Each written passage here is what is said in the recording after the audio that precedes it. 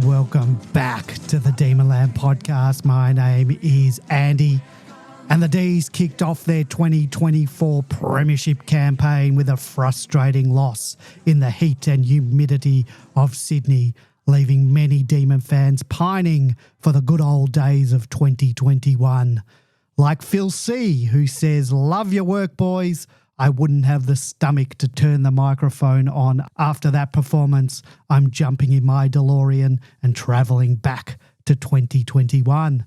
Well, for all the geeks out there, I think you might want to steal a 𝗨𝗏 instead of a DeLorean so that you can not only travel back in time but in space as well and dematerialise in Perth so that you can at least get to see a flag in person because that premiership portal may just be closing." And joining me tonight to see if we can in fact go back to the future or the past is longtime Demonlander George. Good evening, George. Good evening, Andy. Good evening, Ben Man. Good evening to our listeners. Was that a glimmer of hope there coming from Andy? So it'll be interesting to see what's going to win out tonight, either Andy's MFCSS or Ben Man's eternal optimism. So over to you, Ben Man. Sorry, I must have missed something. I was really looking forward to the opening round of the season this week. Have we played a game? The OR was just a warm up for round one. So good to go. I'm looking forward to the preview of the Dogs game tonight. Well, it would be nice if that didn't count. That would be. It should not be OR. It should be DO for do over or the Mulligan round. Well, I certainly hope, B-Man, that you can convince me that the season is not over. Well, hold on. I'll give you a question to frame the MFCSS. Do you think Collingwood season's over? Hope so. Yep. Yeah. They're done. Anyone that lost their season's over. Right. So Collingwood had a terrible game and got smashed, and their defensive woes were exposed. I think if the people who aren't emotionally attached are going to say about the Pies, well, of course it's not. That's ridiculous at this early stage of the season, right off the premiers. They're an excellent team, and in tricky conditions, and meeting a team that was pumped up to beat them on their home deck and prove a point. Had been pumping it up all week. No different to the Swans situation, is it? No, it's not. No, it's not. But let's see this time next week. And I don't know, I'll either be in MFCSS mode or I don't know. But there were a lot of people upset and angry about our loss, and none more so than one of our voicemailers tonight. Our good friend Don't Make Me Angry. Take a listen at Don't Make Me Angry. G'day, guys. I'll interject there. This was sent almost as I was leaving the ground on Thursday night, so this was fresh. I don't want to be an alarmist, but I think Melbourne will be lucky to win one out of the next 4 games. Who schedules a team to be at home once in 4 weeks? Yeah, and Ben Man, I think you're starting to sound like the English cricket team. Morally, we won. I hate to say this, guys, but the season's shot. The team is no good. And we didn't trade well. Who did we trade in? A broken down McAdam who had a falling out with the fitness staff at Adelaide, who's never got his body right. That was just a waste. We addressed nothing about our forward issues. And the season's over, guys. It's over. Wow. There you have it. Well, season's over. He speaks for a lot of D's fans, I bet you. That's like, there's probably a few Don't Make Me Angries out there saying the same thing. In fact, I've read a few on Demonland. The season was over even before that game started. Well, it's obviously over because we haven't got to round one yet, so we start again next week. Well, as I said, this time next week, I could be very worried because, there is that statistic of 0 and 2. Makes it very hard to make the finals. It doesn't mean that you can't. There have been teams that have still made the finals, but, 6-2, that's the goal. We talked about it last week. Let's see where we are after 8. 6-2 is the one I'm hoping for. Obviously, losing the first round makes that more difficult, but it doesn't take it out of the picture. And don't make me angry. Did someone make him angry, or he's is been that angry just, his whole time on Demonland? God, hopefully someone doesn't make him angry. Goody might have made him angry with some of his decisions. I'm sure we'll get to a discussion on that. We certainly will. But he did make a good point about the first 4 rounds. We play 3 interstate games in the first 4 weeks. That's no one's done. Besides the interstate teams who have to travel every second week, of the Victorian teams, that's unheard of. And that's it's not a good way to start the season. But if you want to be the best, you got to win. I've always said, got to win anywhere, anytime.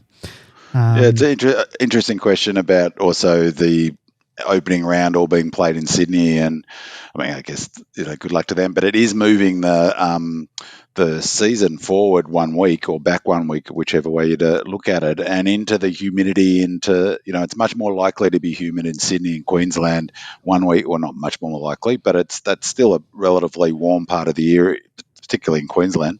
Humidity is going to be high. You can't blame the concept of opening round on that. We could have played Sydney first game in Sydney. Well, the only reason it was done was because they saw a window of opportunity with the NRL going to Vegas. You could have done the same thing if they were serious about the opening round. You could have had the opening round next weekend and pushed it all. Who's to say the weather next week isn't that hot? And who would have thought there'd be 30 days plus in a row in Melbourne in March? I mean, it's not unheard of. Well, and I'm sure none of all bar Brisbane are happy how it, all of those interstate teams bar Brisbane are happy how it turned out. Yeah, but look, as I said, we could have played Sydney in the first round anyway. And if we're looking for a positive reframe, we didn't give up 46 points to lose at home. No, that would have been disastrous and a whole different don't make me angry scenario. Yeah. And losing Kitty Coleman's not going to help their chances either. Yeah. No, it's not. That's a shocker. That ground is a bit of a graveyard. We had Max Gawn going down early last year. Did Ashcroft, did he injure himself at Brisbane? Yeah. Early-ish in at the year. Gabba. Yeah. Anyway, someone must look at that surface. All right. Each week I ask our loyal listeners to help us out by leaving us a 5-star review and a comment on Apple Podcasts. We do love the feedback, and we do read it out every week on the show. Giving us a 5-star helps boost the podcast. It brings more listeners to the show, and that in turn drives more people over to our website on Demonland. And therefore, we can get more contributions from more voices to this show from our audience. As you'll see tonight, there's a few names I haven't seen asking questions tonight. So the best way you can help out the podcast is by amplifying us in the form of these reviews, or just by helping spread the word about Demonland to your Demon family and friends. And Arthur from Canberra says, best pod. Great to have you back each week. Very exciting year ahead, and I'm looking forward to the only AFL game analysis that's worth hearing. I'm really confident that our young guns are going to really shine this year. Regards, Arthur from Canberra. Thanks for that review, Arthur, and that review was done before the game this week. So let's see if we've got angry Arthur next week. Keep the feedback coming, guys. We do really appreciate the 5 stars on Apple Podcasts. And please don't forget to click the Write a Review link and write us that review, as well as giving us the 5 stars, and we will read it out on the show. If you follow us on Facebook, Instagram, Twitter, or Threads, you want to leave us feedback or post a question or a comment for the show, you can post under our podcast post each week, or just slide into our DMs. We won't read out your full name on the show. In addition to being available on Apple, Google, Spotify, SoundCloud, and or your preferred podcasting apps, the Demonland podcast is now available to be watched and listened to on YouTube. Just search for Demonland Podcast to find our channel. If you want to chat with other Demons fans and you've never been to our forum, head on over to demonland.com, sign up, and you can chat with other Demons fans from across Australia and around the world, just not BIM-Man, as he's on his hiatus from all things Demons media related. It's completely free. You can post questions or comments for the show. And also there's so many topics and threads discussing everything related to the D. So join in on the conversation. If you'd like to join us on the air tonight to talk about any of the topics we're going to talk about, please give us a call on 0390163666. That's 0390163666. I'll answer. I'll put you on mute and bring you on when there is a break in the conversation. During the week, you can call that number and leave us a message like "Don't Make Me Angry," and a couple of others have this week. If you're listening live, join us in the chat room and head over to demonland.com/podcast. During the season, we are normally live every Monday night. This week's a bit different because of the public holiday yesterday. So if you want to listen to the show live, head on over to demonland.com on a Monday night at 8:30 p.m. Let's get into the match overview. In what was billed as a blockbuster to open the 2024 AFL season, the Sydney Swans made a resounding statement as they outclassed the Demons at the hot and humid SCG. The anticipation was high, with fans eagerly awaiting the showdown between ruck giants Brodie Grundy and Max Gawn, but it was ultimately Sydney's comprehensive game plan and execution that stole the spotlight. From the outset, it was evident that Sydney had meticulously prepared for the contest, capitalising on their home ground advantage and exploiting the D's weaknesses. Led by the astute coaching of John Longmire, the Swans delivered a masterclass in tactical superiority. One of the key factors in Sydney's dominance was their ability to adapt to the unique conditions of the SCG with its smaller dimensions, as George will talk about later, and humid weather. The ground favoured a style of play focused on contested footy and wet weather tactics, while the Swans expertly utilised these conditions to the advantage. The D's struggled to adjust their game plan, persisting with a fast-paced open style that played into Sydney's hands. Grundy's strategic brilliance in the ruck battle against Gawn proved pivotal as he nullified the D's key playmaker and provided crucial first use of the ball for his midfielders. Despite Gawn's effort, Grundy's influence grew as the game progressed, ultimately tilting the balance in Sydney's favour.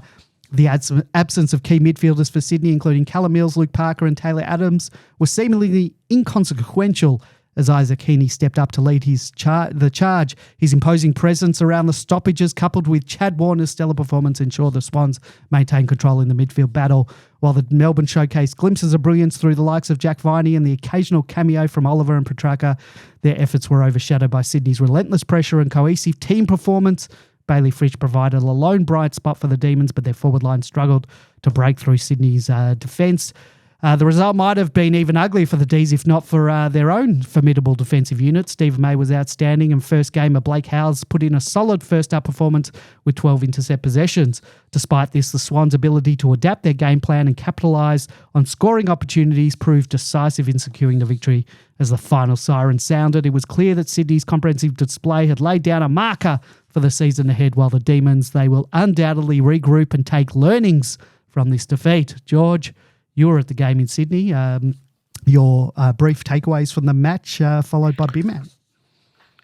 We'll talk about a few of the things later on. Sure. But the main point was we were comprehensively outcoached in this in this game, both strategically and tactically. Strategically, the game was at the SCG. It is a tiny ground. We didn't adjust the way that we played to accommodate that. Sydney utilised it brilliantly, as can be expected. And I think Sydney, like Geelong, who use similar tactics or have used similar tactics in the past, will continue to get wins because they simply crowd everything that goes on in the game. It won't get you any further in finals, unfortunately, but we'll see come the end of the season.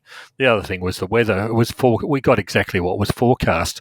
It was forecast to be very humid, which means the ball gets wet in the air. It's not on the ground. It's not dew. Dew and humidity are two different meteorological situations. So the ball was slippery, and we were still trying to do the fast-running, quick handball, run, carry, cut it through, and all that we saw all night long was fumble, and most of our attacks came to absolutely nothing. So, apart from that, the Sydney cricket ground is an appalling place to watch football. It's actually okay to actually look at it, but how something like that still exists in this day and age. I was talking to someone else and they said it was like going to the MCG in the 1960s, toilets, food facilities.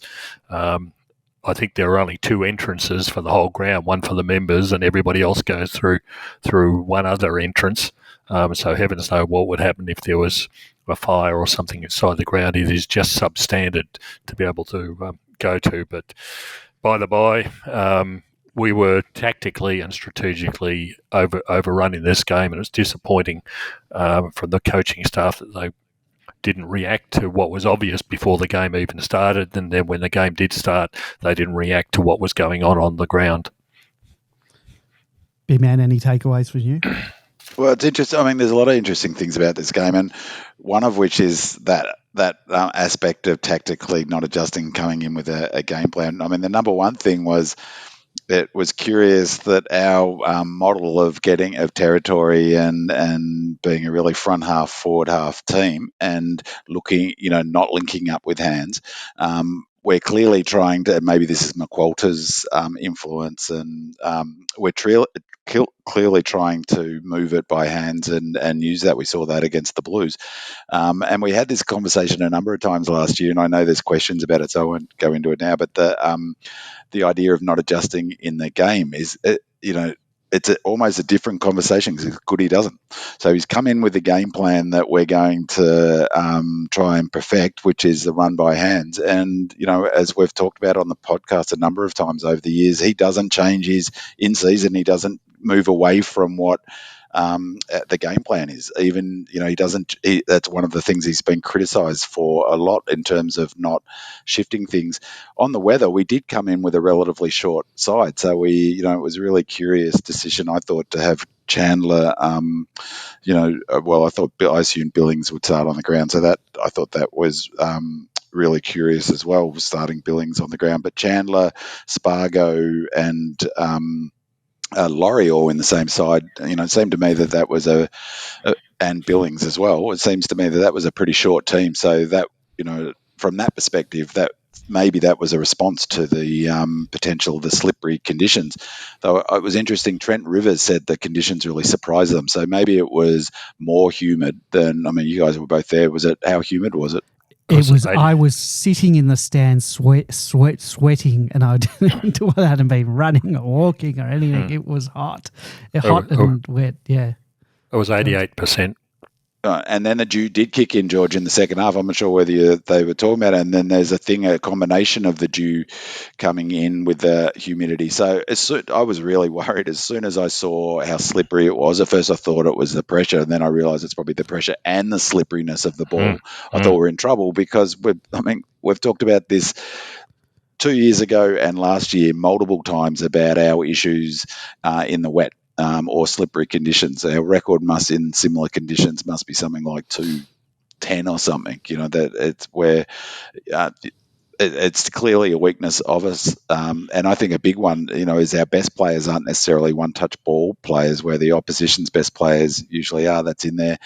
The game plan is a fascinating thing for me because we came in with a different game plan where I'll sort of pick up on some of those things in the stats file. But, we were clearly coming in with a model that was, was almost more Sydney-like. And you're right, George. Longmire's a really good coach, and he sets up his game for that ground. And I don't want to make it sound like it's an excuse of the ground, but they should not play AFL football there. 36 players on that ground, it is just too small. You add some slipperiness and it creates just a messy game of football. And right from the get-go, you could see that was going to be the way because Longmire stacked the back line at every opportunity. So it was really, really messy right from the get-go. And as we talked about last week, we always have tough games against Sydney because Longmire is such a defensive, he does use tactics to, nullify the opposition and their strengths. That was clear in the way Grundy was used. It was clear in the way that they looked to block up our forward line. Even the way they play, I thought they did a good job really minimising Lever's impact as well. So, Longmire is a tactical coach. Goody isn't. So, in a way, it's a different conversation. Should Goody do this? Should Goody do that? And the answer is, look, he's the coach. It was leaving all that aside, it was one of the more frustrating games of footy. Really, it was only the third quarter, but it was a painful game of footy to watch. I found myself yelling at the screen like a lunatic at different times. So I don't know what it must have been like up there for you fellas, but it was pretty bad at home. Yeah, I find when I am interstate, usually, and I was this time, surrounded by opposition supporters. Now, when I go to the footy on a week-to-week basis, especially home games. I'm sitting amongst all Melbourne fans. If it's a away game, I'm usually in the Melbourne section. But in Sydney, there wasn't a Melbourne section. I was amongst. There was no Melbourne. The closest Melbourne supporter was George. You were 2 bays away from me. And I find I sort of have to control myself because I don't want to get taken out. Particularly in when coffin. they're up. So, I mean, really, as a sort of an overall thing, it was a very frustrating game of footy to watch. It was interesting that we were trying a different model and sticking to it, and that was probably frustrating. That's what I thought afterwards. It was funny seeing people write on Demonland, we wish we'd stop bombing it in, It wasn't us bombing it in, it was the Swans bombing it in successfully. It felt like if we'd gone in with our game plan, that it was set up perfectly in those conditions for our game plan. But apart from that first game, I'm not overly worried. But the one thing that does worry me is that last quarter, is that we ran out. It looked like we ran out of gas, and that can't be a good thing. So there were mitigating factors. The most notable one was, I think there were 2. 𝗟𝗶𝘀𝘁𝗲 getting injured only minutes after the sub coming off, or the 3. Picking Spargo at all, I thought was a bizarre decision given the fitness situation, but then not starting him as a sub and starting Billings, who's clearly fit. That seemed a curious. We'll talk about that soon. And then what was the third one around the fitness was the third mitigating factor was I can't remember the third one. Anyway, it is your time to shine, big man, with stats. So why don't you take that away? Yeah. So on that theme about the Melbourne game, so we've talked about it a bunch of times. Our key metrics: pressure, our key contested possessions, time in forward half, and turnover. So keep them in mind in terms of what I was saying about implementing a different game plan. So it's really interesting. Goodwin's been criticised from pillar to post by D's fans about the game plan that he has employed over the last few seasons. Too boring, kick it long, territory. Why doesn't he change it up? The game's moving to this fast transition from half-back flank, the way Pies have done it. And it looks like, all summer, that's what they've been working on. It came off fantastically against the Blues. But we've got a different game plan now, it looks like, and the numbers reflect that. So in terms of the good, the pressure was really interesting. We started well. I was really surprised with this. So thanks a lot for Willow Ratings to put it up. I was really hoping that he would be again this season, and he has. And I've been away all weekend, so I haven't seen any of the media. I haven't read anything. And so it was great to be able to look at these stats and get a good sense for the game. But it was really surprising looking at them, keeping in mind that point I made about a different game plan. So a good is that, leaving aside the result, the Goody has gone with a different game plan and stuck to it. And so that was a really interesting factor to watch both live, but then it bears out in the stats. I was really surprised with this number. In the first quarter, it was 193 on the pressure rating, which is right up there. Remember, 200 is considered elite in the pressure ratings, to 202. And what surprised me in that number is that the Swans were 202. And that means, they wasn't as if we just dominated by pressure and that they were caught flat-footed. Not at all. They came out to play right from the get-go. It's just that, we were able to turn that into territory, but we dominated that first quarter. It must have been frustrating live, but it was certainly frustrating on the television. Again, it will come in the bad section, is not taking advantage of that. Our pressure dropped off to 177, but so did theirs in the second. So I think the humidity really started sucking the energy out of the players. This was a real positive, and the third quarter was a fantastic positive. So 195 our pressure was after three-quarter time to their 186, and we really dominated on the scoreboard in that quarter. But when we look at the time in forward half, it wasn't as dominant as you might expect from that sort of number. Again, I think that goes back to the game plan, but that's a fantastic positive. And it was certainly that quarter, that third quarter, felt like, we're on top. And I really thought we were going to win the game at three-quarter time. So to have that last quarter was terrible, and that really reflected in the pressure. So 159 was our last quarter pressure to their 204. So 204 is above elite for them, and it meant that they played out the last quarter at a higher pressure rate than they did in the first quarter, which was amazing. And you could see that live. You could really see that pressure drop off from Melbourne. We lost a lot when 𝗟𝗀𝘀𝘁𝗃 went out, I thought. So on the positive, on the good still around pressure, 𝗦cie𝗰𝗃𝗁𝘀 had 31 pressure acts, 71 pressure points. He was fantastic. Jack Viney, number 2, no surprise. This did surprise me because I had a bit of a knock on his game, but this makes me think he played a better game than I might have imagined. Was Kate Chandler, had 20 pressure acts for 47 pressure points. 𝗏𝗏 was next, same. Again, this surprised me as well. We'll talk at some stage about the Clayton Oliver selection. That was the third thing. The third thing was Clayton Oliver's selection off not a full preseason. He blew up in the last quarter. But still, he had 25 pressure acts in this game. So that was super impressive for a player who I don't think was fully wound up, but he looked like he'd been in a shower at the end of the game. He was drenched in sweat. And then the last two on the pressure. So the top 7, that was Sparrow, Viney, Chandler, 𝗏𝗏, Clayton, Oliver, and this was a fantastic positive for me. The next 2 on the list with 20 pressure acts was Caleb Windsor. That's fantastic for a first gamer. And then the next one, fair drop down, to be honest, to the next number of pressure acts, but pressure points 34 with Blake Howes. So a real positive, I thought, Blake Howes' game. This was fascinating. The time and forward half, is this a good or is this a bad? It's good from a perspective of Goody's come in with a new game plan. So for all the people who have been bagging Melbourne's game plan for the last 2 years, and now we try a new game plan and we lose, it's you can't have your cake and eat it too, but it was reflected in the time and forward half numbers. So we dominated that first quarter. The way we play, if we dominated a quarter of footy, or at least the first 20 minutes, they sort of got it back on even keel in the last 10 minutes. When we play our best footy historically under Goody, or at least the last 2 or 3 years, if we dominated a quarter, it's going to be 60% time and forward half for us and 40% for them. The first quarter was 48 4 and 52 against. So they had the ball in their front half more than we did in that first quarter.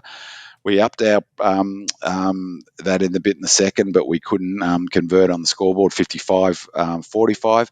Then the last second half, again, this is not great, but it reflects a different game plan, was 39-61, 40-60. So for the match, it was 48-52.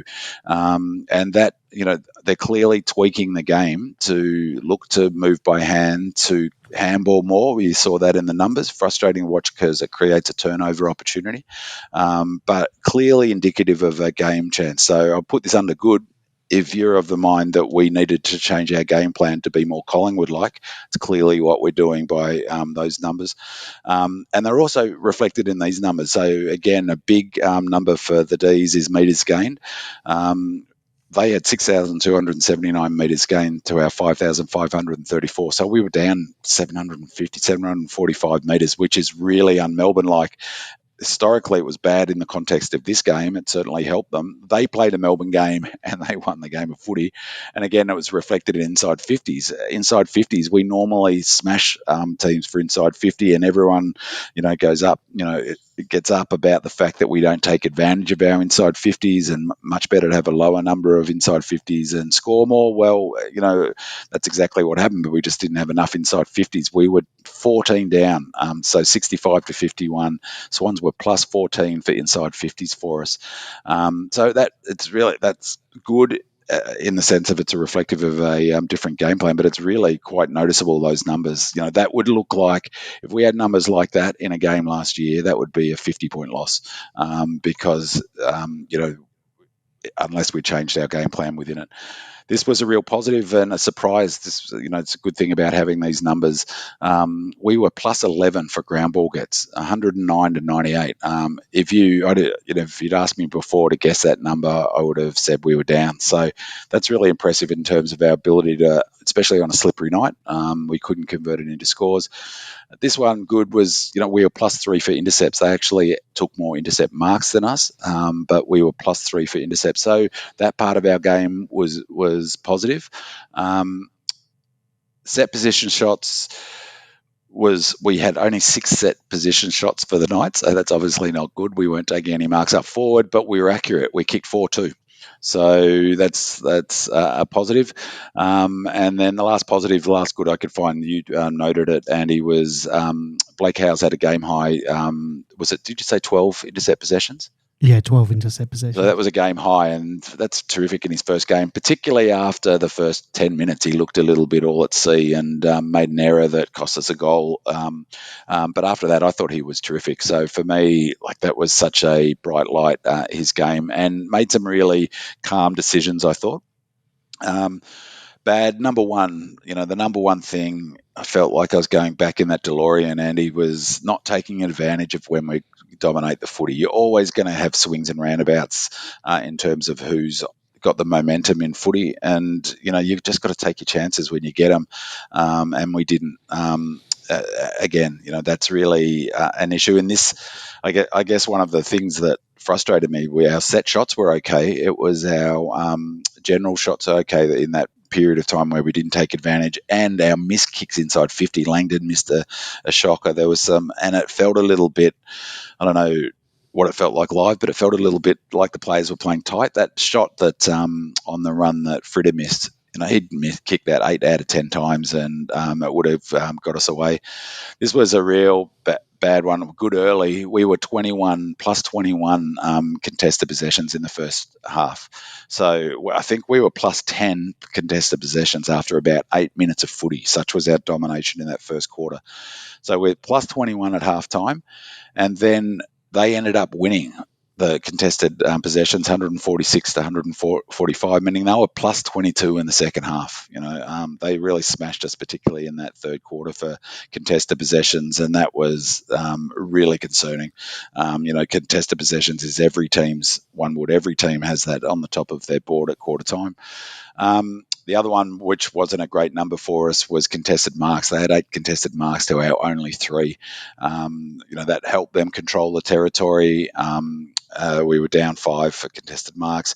Marks inside 50, similar number. We could only take 5 marks inside 50. That was in large part our inability to hit a target going inside 50. Again, I thought it was a strange decision not to start Billings. I thought strange decision not to start Spargo too. They took 9 marks inside 50, so plus 4. That was a big reason for their win. The hit-outs was I'm sure George has got thoughts on this one, but I don't know how to spin this in any positive way. But 89 ruck contests 𝗟𝗄𝗀 went to, 37 hit-outs, 8 of them to advantage. That's good numbers for 𝗟𝗄𝗀, but this is a terrible number. I don't want to bag 𝗟𝗂𝗃 too much, but it was not a great game by him. 14 ruck contests for 1 hit out. That's not great. But you look at the opposition. So Brodie Grundy had a great game. I knocked him before, but he was terrific. He really set himself. He had 76 ruck contests, so 13 less than Max. They ran Max into the ground. I thought that was another strange decision by Goody, and it's a bit like, well, if you're going to play Josh 𝗟𝗂𝗃, maybe it's because he only could get 1 hit out from his 14, or why didn't they run Van Ruin more in the ruck? Why didn't they give Max a chop out? So Brodie Grundy had 76 ruck contest. This is the key number. Hayden McLean had 24 ruck contests, and I'm guessing a big chunk of them were against 𝗟𝗂𝗃. But so 𝗟𝗂𝗃 had 14 ruck contests, only got hit out once, and luckily for him, that was to advantage. So he had 100% to advantage. Hayden McLean had 10 hit outs, none to advantage, but he still had 10 hit outs. So 10 to 1 from 24, and they also ran Amati for 4 and Justin McInerney. So of 29 ruck contests that were had were not Brodie Grundy, as opposed to only 16 for us. So they really let Max do a lot of the work. That was a big factor in the loss. I'd say almost the biggest factor is that he was not influential at all, Maxi, and that really is shown in hit out to advantage. We're down 8 for hit outs in total, 46 to 38, which I can't recall when that might have happened, that would be beaten on a day when 𝗪ici's playing almost all the time in the ruck. Hit outs to advantage was the other one that was really bad for us. It's 13 to them to 9, so down 4 for hit outs to advantage. Brodie Grundy was influential, 22 disposals, 15 contested possessions, 9 clearance and 7 score involvement, so big game by him. Stoppage clearances, this is, centre clearance was a positive. We scored 12 points, 2 goals to their 9. But the stoppage clearances, remembering we give up a player at the stoppages, but they scored 14 more points from stoppages, but that's not so bad normally. That's but how we used to play. You mentioned Isaac Heaney, and I thought we would have a big advantage in the centre. That was taken away a bit by how well Grundy negated, or how well Longmire negated Max, and how well Grundy played. But Isaac Heaney had a new career high of 12 clearances. His previous best was 8. So way back in 2018. So he's had 4 more clearances than he's had in his whole career. He had a terrific game. This was another number that wasn't great. 14, we were down for intercept marks. So, they played a real old school Melbourne game. The bad was Josh 𝗪𝗍. The pressure numbers was our bottom 7. So I mentioned our top 7 were, pressure numbers. Our bottom 7 were Josh 𝗪𝗍, Spargo, Van Rooyen, Laurie, Bowie, Lever, and McVie. And McVie only had 1 pressure act for the whole game. Jake Lever, only 3. What was concerning about those numbers, apart from Judd, who didn't have a great game, I thought, was 3 of those players are in our forward line. Van Rooyen, Laurie, and Spargo, all forward players, just not putting on enough pressure. And I think that showed particularly in the last quarter, where the pressure dropped right off. And in that last quarter, we recorded the first inside 50 of that game, of that quarter. The Swans then recorded the next 9. So we just could not, whatever was happening tactically, whether, we obviously our pressure wasn't there and our contested numbers dropped off, but they got 9 in a row after our first one. And really that was the game, I thought. So I mentioned the pressure before, it can't be really, there's no way of spinning it at a positive. The last quarter, 159 to their 204, 200 being elite. I think 180 is considered average. So we were 21 points below what would be considered an AFL average in a first quarter. The heat obviously had an impact, but they were either better prepared for that heat and those conditions, or they're fitter. So that was a big concern for me. Then now the curious ones were just the final bad one was points from defensive half. And again, this was, we should have been scoring from the back half. And I'm sure George will talk about it, but even though they were playing territory, they cut us up from the back half, 27 points from the back half, and we could only score 8. And a big part of that was George noted last week how important 𝗪𝗧𝗍𝗯 was to the way they play. And you must have been tearing your hair out, George, because he cut us up again. And, they didn't look to cut his influence out. They had 13 set shots to our only 6. Under curious, the meters game I mentioned before, and inside 50s, curious in the sense that it's a totally un-Melbourne game plan. I thought this was curious. Our kicking efficiency was almost the same as theirs, 63.4 to 64.5. So our kicking was okay.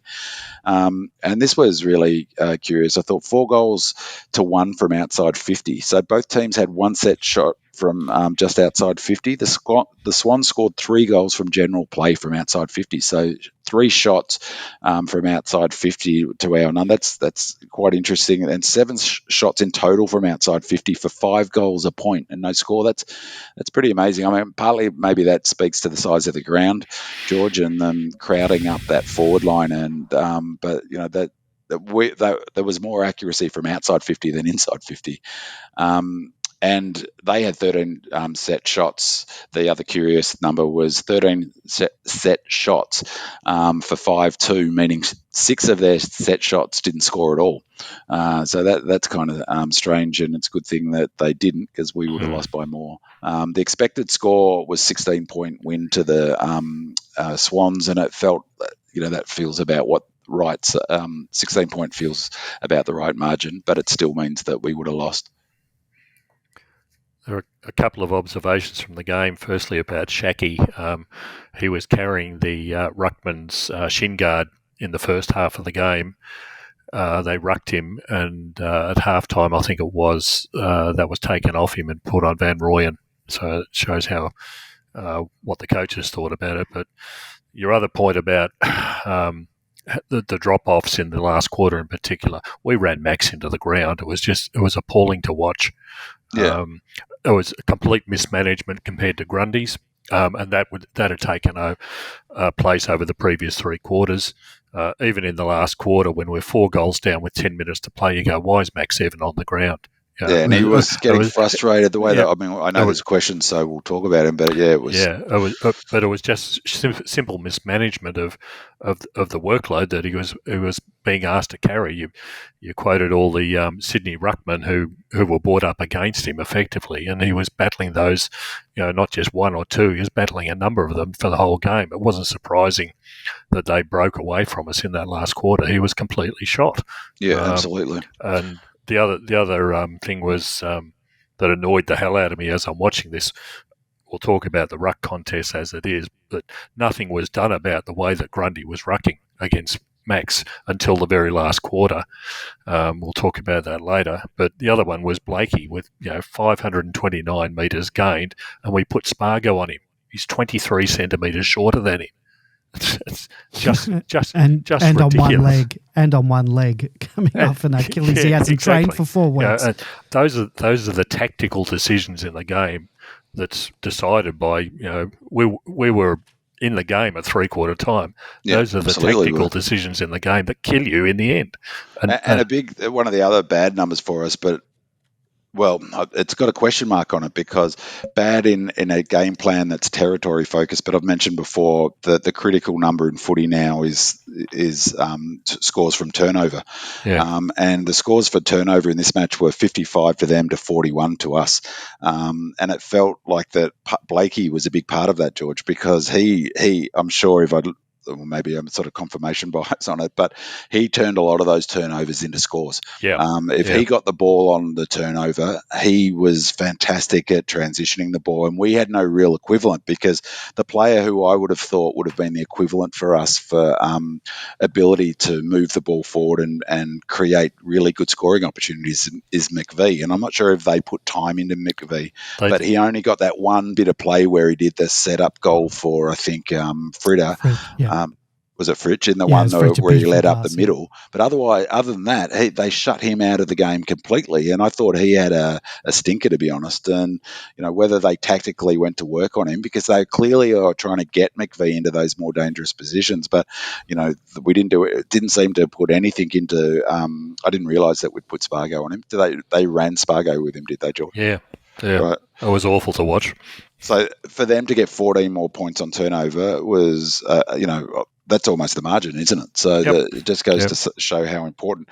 Part of the challenge, part of the reason it was that number, I think, is that last kick inside 50 again was terrible. So some of our kicking skills was... Well, but it's also not surprising because, like I said on my report, at one point I counted 16 Sydney players inside our 50-metre arc. There is no space to kick. You have to take a kick from outside 50 effectively at the SCG because of the way... Which explains those numbers before. Because of the way Sydney play it. Good. Yeah, they flood back. They flood enormously and, you've got to react to that. Surely, Longmire and Roos was playing the same tactics 20 years ago successfully for the same reason. How we could go into this game not expecting something different, I don't know. And I think a big part of that issue for us, even if we were tactically sort of trying to move by hands better and to look for that good kick inside 50, is 𝗍𝗁𝗀𝗁𝗁 was a big out because we had no one. It is an issue without 𝗍𝗁𝗁𝗁𝗁. I would almost be, we'll get through it in the show, but I would have rathered Brown in than Laurie or 𝗟𝗶𝘀𝘁𝗀, because we needed someone who was aggressive at the ball once it hit the deck inside 50. And without 𝗍𝗲's pressure, I mean, our pressure was actually all right, as I showed before, in terms of our ground ball gets and our tackling, and those numbers were fine, but we just weren't dangerous once the ball hit the deck in terms, we had nothing that looked like a 𝗟𝗶𝘀 opportunity, even though he didn't have a great game. But you know what I mean? In terms of a dangerous small, without 𝗍𝗲, we looked a bit toothless. Yeah. And especially when all that half forward line, with Chandler even, Billings didn't contribute a great deal when he did come on. 𝗟𝗏𝘀, there was nothing in that half forward line to, whereas Sydney were getting the opportunities in their forward half from their smalls. But we'll move on. Well, let's get into our listener questions. We've got quite a few questions and comments on the conditions. Sam6172, temperature, humidity, skills, fitness, personnel, injuries or game plan. What is the problem? Feel like Sydney beat us handily at our own game. Hoping for a better showing next week before the MFCSS kicks in. Disco Stu17 says, It might be a nice idea to have the opening round in the northern states, but the reality of the ball slipping around like an ice cube made the game very ordinary. They were just more used to the conditions. Perhaps we should have a pre-season camp on the Sunshine Coast to get used to the slippery ball. Well, I believe we used to do that. Bigfoot says, we never seem to play well in hot and humid conditions. We don't seem to adapt to using a slippery footy, and we had butterfingers all night. The Sydney players didn't have the same issues. Time to get a hose and some soap out on the training track when playing in these conditions. 𝗟𝗶𝘀𝘁𝗀14 says, ditto in cold and rainy conditions like in Port Adelaide last year. Monocular says, others have suggested training with a sprinkler and or a soaped ball. This doesn't seem all that far-fetched. Has any team tried this? Red and Blue Rising says, one of the Swans players mentioned how they trained in those slippery conditions all pre-season, so I'll give us an out there. Next week will be the real MFC 24. No need to panic yet. Willie D says, my wondering relates to the striking difference between the Carlton pre-season game and the Sydney match and how much the weather played in the results. The coaches have stated that they are looking for only a goal more on average per game, and the tweaks to the game plan appear to be faster movement out of defence and bringing in a bit more speed, Windsor, and foot skills, Salem, through the midfield, with the goal of better inside 50 scoring efficiency. The Carlton game would have left the coaches very happy. There were over 20 marks inside 50, but it was a dry night without much pressure and some room to move in the forward 50.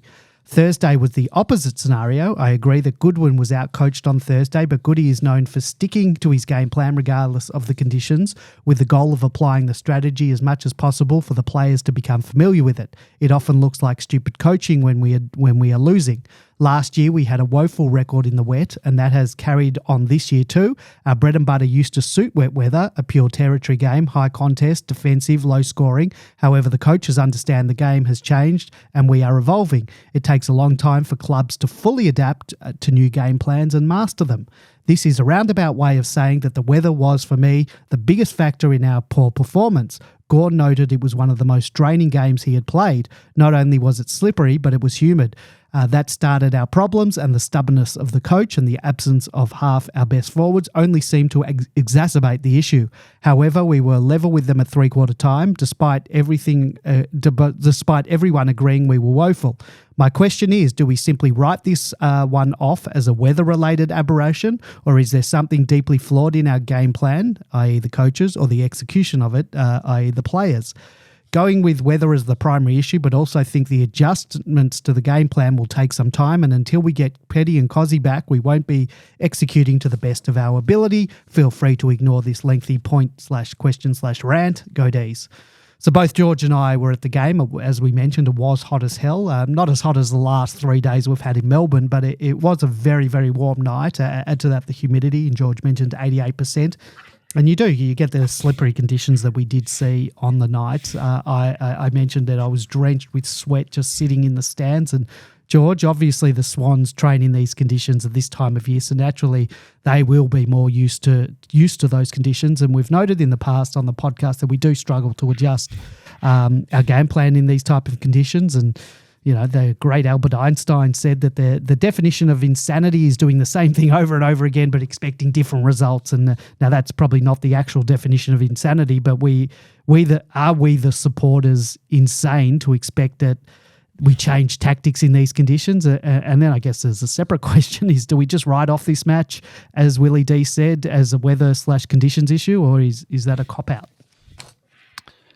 Firstly, I agree with all the input that we've had from our listeners. I agree with all of the above. The weather was probably the biggest single factor in the game. I don't think it's as much the game plan, but rather the execution of the game plan. When we run into these conditions, fast, quick movement requires either good kicking skills, good handball skills, the ability to hold the ball. It's always remarkable when you watch players who we see as icons of the game, how they seem to be able to handle the ball when others don't, and that was certainly the case in this game. Sydney have got some magnificent kicks and uses of the ball, and they handled it better than us. You only need to handle it a little bit better than us in order to win a game, and that's exactly what happened. The other factor, and I'll talk about this again and again, is how small the Sydney cricket ground is. People say, oh, yeah, well, it's only 5 metres narrower and it's only 5 metres shorter than the MCG. Well, when you do the maths, that works out to 1,160 square metres smaller than the MCG. Put it in another context. On the MCG, each player has to defend an area that's 2 1/4 basketball courts greater than on the SCG. On the MCG, you've got holes to do thing. On the SCG, you haven't. When it comes down to, or again using the basketball analogy, on the SCG, each player has to defend the key area on a basketball court. There are 3 less key areas, so there's a lot less area that they have to defend. And Sydney utilise it beautifully. They just load up, they flood. There is no room to manoeuvre on the ground. So it creates for a contest game, it creates for a territory game. But in order to win in that situation, you've got to be able to handle the ball. You've got to deliver the ball efficiently and accurately. They do it better than us. 2 weeks before this game, they played a practice game against GWS. It was played in 35-degree heat with equivalent amounts of humidity. They're used to this. This is the way they train. We don't do that. It'll come back to bite them when the conditions are not similar towards the middle of the season.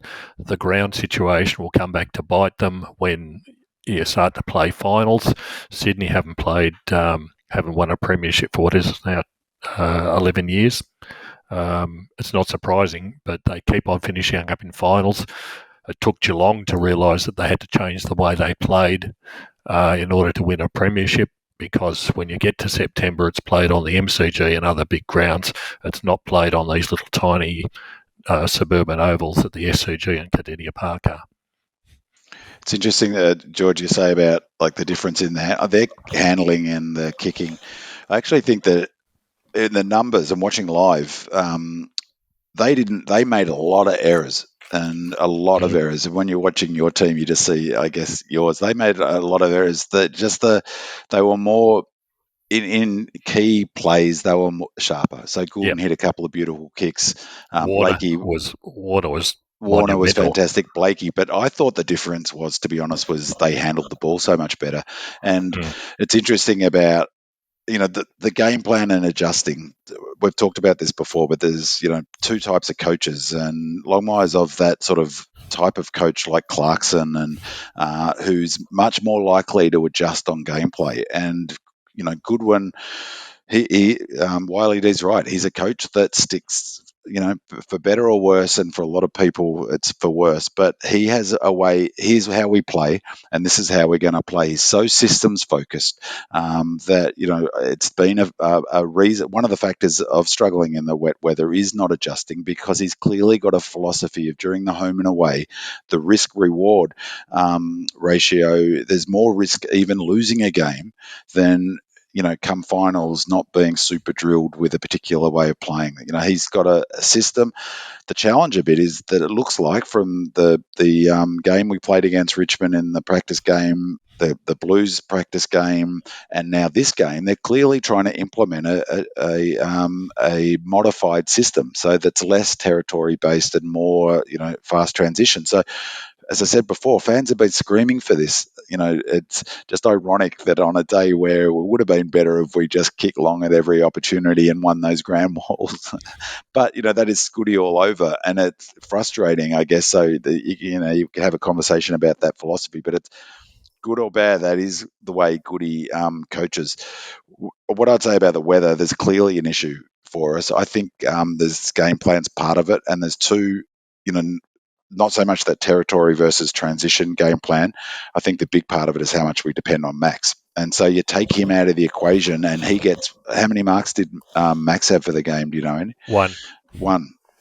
I wouldn't have been surprised if you said 0. So you take no mark. If he doesn't mark the footy, I remember last year David King brought up a stat, something about, I think it was, we don't lose, we lost one game out of 20 or something when he's taken more than 11 marks. And he's central to the way we move the ball and control the ball. And if you could think back to that Carlton practice game, the way he so cleanly clunked the ball and controlled the rhythm of the game, the weather helped with that, but it made that more difficult. But I think you're right, George. They really went to town tactically on him, and they got a great result out of that. The other thing I really think is that we've got too many players who just aren't skilled with ball handling. And, I don't want to bag Track, but he's one of them. He made a couple of 3 or 4 really bad fumbles that cost us really a chance. Critical, yeah. And one of them, I can't recall the exact moment. Maybe it was in the there was one in the first and then one in the last where he just needed to clean handle it, and it cost us a chance at goal. And it's compared to someone like 𝗟𝗶𝘀𝘁𝗃, maybe that's a bit unfair because he's a smaller player, but he picks up the ball so cleanly and he's away. Like the goal that 𝗟𝗂𝘃 kicked was just a brilliant bit of ball handling. So that's definitely an issue for us. And it's clearly a pattern, isn't it? We talked about it last year. We talked about it the previous year. Is that 100% we struggle in the wet and or slippery condition. The other thing I'd say, is that hopefully, you both probably know more about this in terms of running and fitness and stuff. The humidity. A lot of people will struggle in the humidity in terms of fitness. It does have a different effect, and it's a good point you make, George. I watched that Swans. Was it Swans Giants? Swans Giants, yeah. Yeah, that was looked as similarly hot, and it was slippery, and it was as poor a sort of game as this one in parts, and it looked terrible. I watched that, but they've got that experience of playing in it and training in it, so that's got to be an advantage. I know there's a lot of athletes who struggle, sort of Olympic level athletes. They struggle when they get to in humid or different conditions compared to where they're normally training. So I'm certainly hoping that's more the cause of our last quarter fade out than lack of fitness. And guess what? GWS did the job on Collingwood just as easily. Well, how humid was? I watched that game, but with no sound, so I have no sense of how humid. Was it humid as well? I don't know about that. I didn't. It didn't look like they were handling the ball a bit better than both we were. So. Well, God help us if we have a wet September. Or humid. Humid, but... it does narrow our chances a bit, doesn't it? Well, first of all, I'll be wrapped if we're there in September at the moment, so... That's another question for another day. Well, let's move on to, we've spoken a lot about Max Gawn in the ruck and Ruck's targeting Max and players targeting Max around the ground. We've got quite a few questions and comments on this as well. Ross Milan says, I'm not sure who the resident ruck expert is on the podcast. Grundy seemed to use a new and unusual tactic against Max in the set of ruck tap-outs. The tactic was to take all the space away by almost running to initiate contact immediately. I wonder if this was to negate the new stiff arm rule, so Max couldn't push out and hold him away. Presumably other rucks will watch this. How can Max negate this tactic in the future? Our own Bin Man writes in to say, I have 2 questions. Multiple teams have now had a clear strategy to physically target Max the whole game. This includes opposition rucks and talls smashing him at every ruck and marking contest, and every player taking the opportunity to bump into him and block him when he is running contest to contest. First question, is there a line there in terms of that strategy being okay, particularly the blocking? Is it in the spirit of the game? Yes, I know it's a tough sport, etc. On the latter, yes, we got one off the ball free when Maxi was knocked to the ground, but there were heaps of other times he didn't. Should we be agitating with the AFL to protect Max? And the second question is, yes, Fullerton will help as he can give Max a chop out, but what strategies can we employ to mitigate the effectiveness of the Oppo targeting Max? Monocular's reply regarding the AFL protecting Max is, of course we should, but my MFCSS says that we won't do anything. BW511 says, games like last night highlight our lack of ruck/forward backup. Conditions probably suited JVR playing as a follower in the Grundy mould rather than Max being nullified all night, but then we are robbing Peter, as they say. From those who watched the Casey game, are we likely to get some relief from Fullerton being in the side? Demon Jack 14 says, hey guys, love the podcast. The analysis and discussion is fantastic. Other teams are physically targeting Max in and off the contest more and more. Teams are seeing it as a legitimate tactic to nullify Max, and therefore the team, we are particularly vulnerable without a consistent, mature backup ruck. How do we combat this? Is it up to the coaching staff, the players, or is it up to Max himself to come up with some new tactics or attitude? Dino Rover says, Gawn didn't adapt to Grundy's tactics, which will be copied. Do you think running and leaping at the ruck contest would be a better option for Max? Now, Big Man, you posed those questions about Max being targeted and what we as a club should do about it, but I think those were probably rhetorical questions, and I know you probably have some thoughts about it, so rant away, my friend. Well, slightly. I mean, there was some. Or maybe I'll work backwards, but I've a genuine question for both of you about whether you think that tactic is within the spirit of the game. I mean, I think it infuriates me. It has for 3-4 years the way they target Max. So there's a whole bunch of questions in there. Is what it seemed like tactically we did nothing to protect him. We did nothing to, maybe once they start running blocks, is blocking the blocker. I don't know. What do you both think about the sort of idea of it not being within the spirit of the game? So you're talking about the off the ball type, not in ruck contests. He's been getting hit in the back of the head now for years. For me, that's just clearly not the spirit of the game, particularly with what we know about concussion.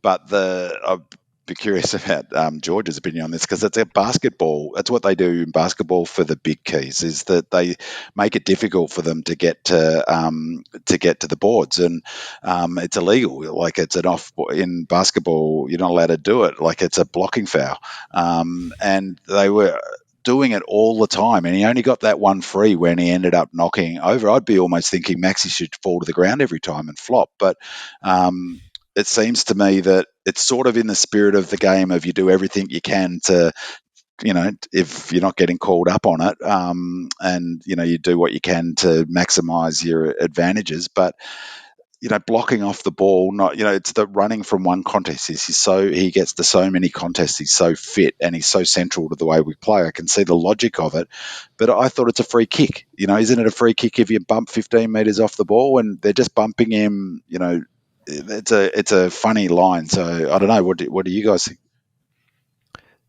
They do it because they get away with it, man, unfortunately, and until the umpires crack down on it, it's going to continue to happen. But what I find disappointing is we have done so little about it, and it falls on the other players in the side. If they're going to block Max, well, why don't we block their ruckman to do the same sort of thing?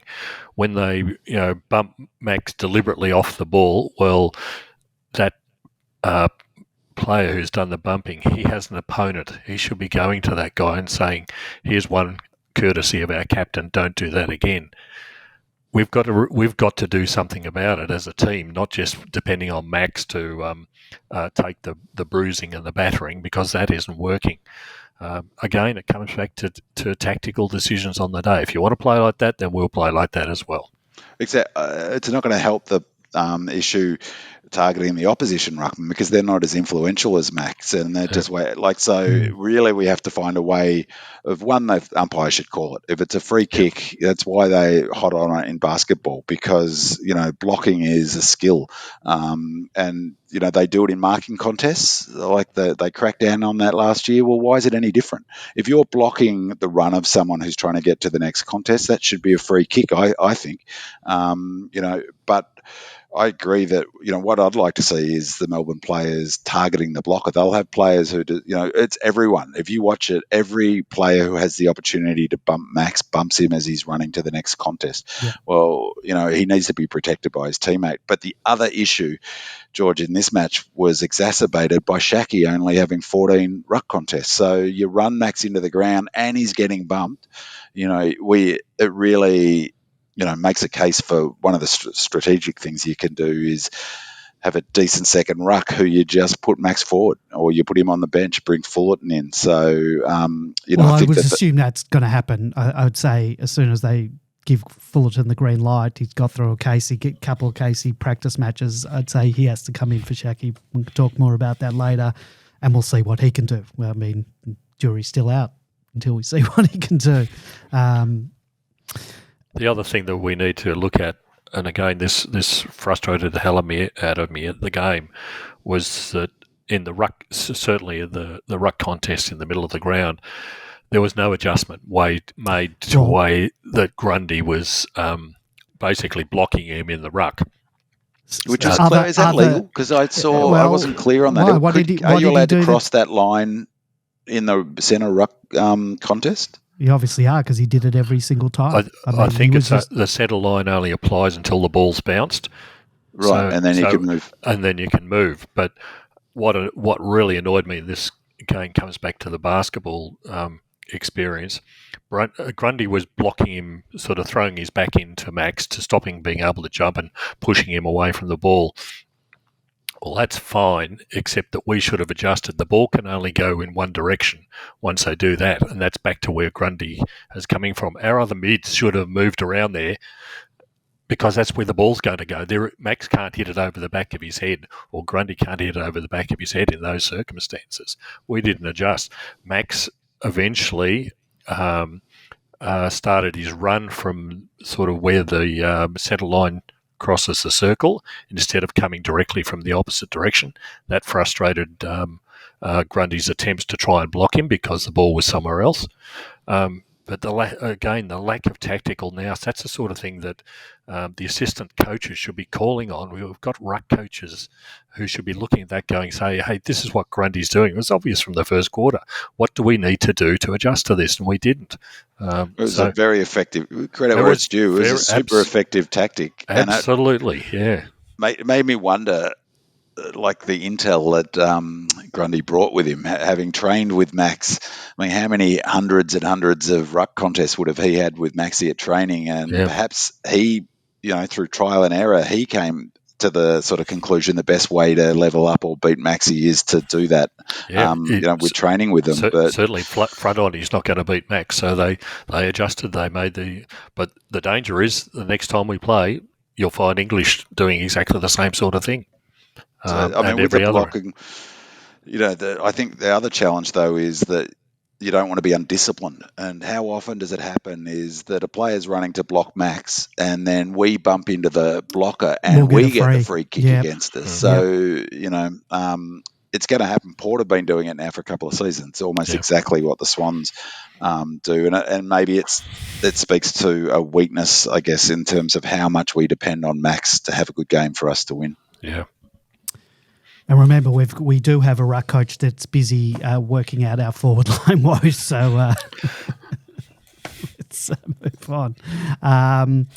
Let's talk about pressure ratings. You did touch on these. We have a question from Jackson Fix. There's one perhaps for 𝗟𝗶𝘀𝘁𝗃.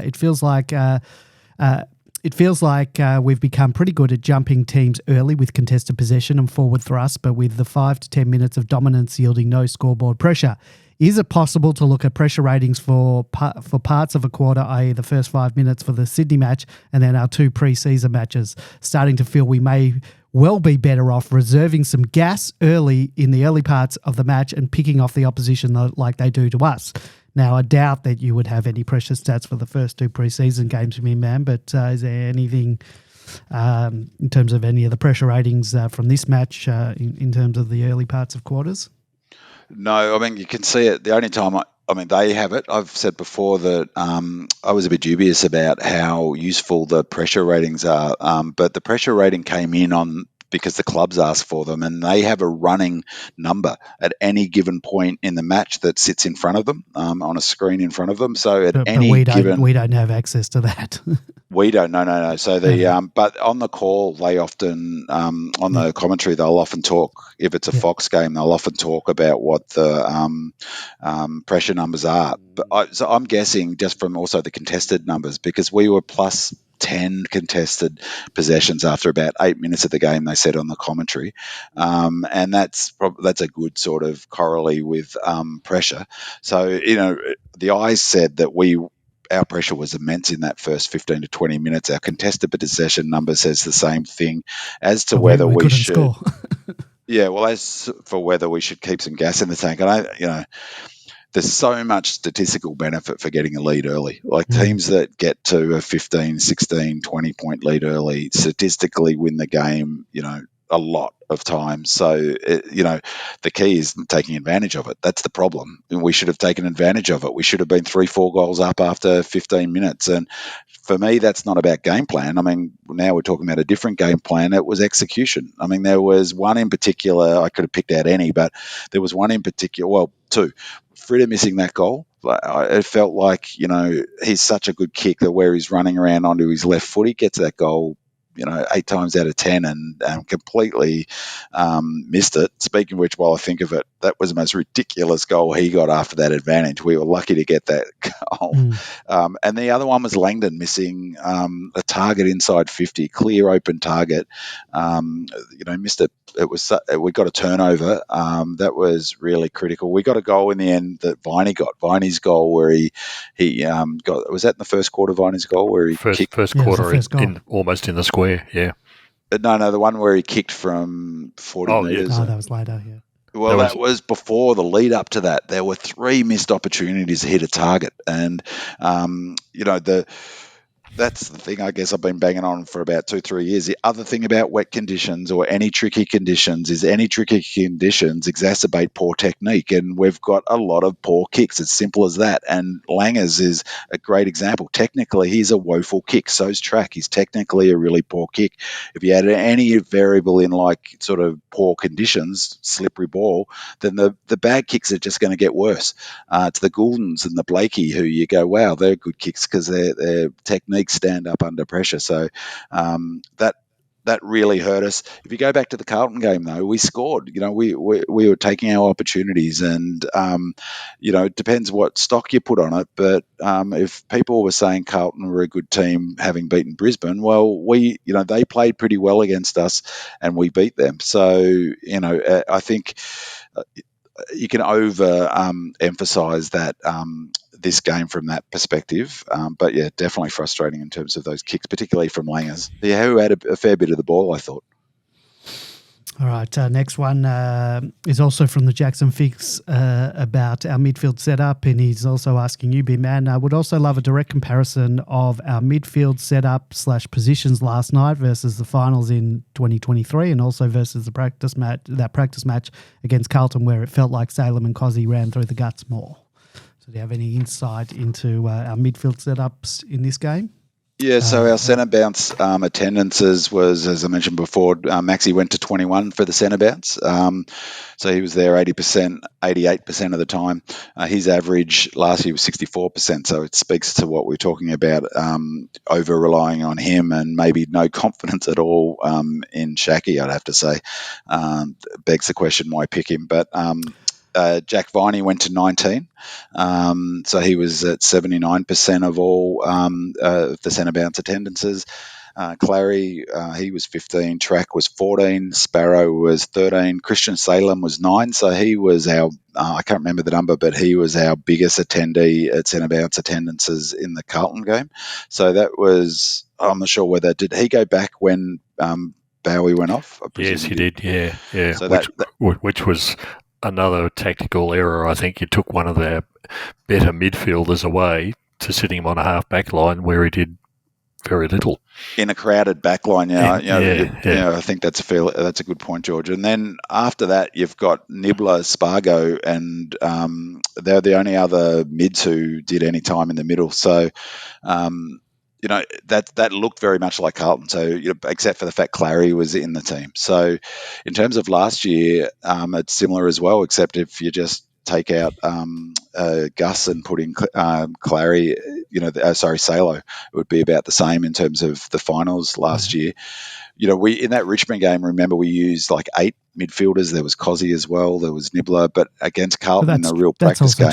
That's trying out things in a practice match, though. Yeah, so Carlton was the one, as we talked about last week, to look at, and so it really was the same except with 𝗟𝗏𝘀𝗃𝗁𝘀. I don't know what you guys. A question about 𝗟𝗏𝘀𝗃's selection.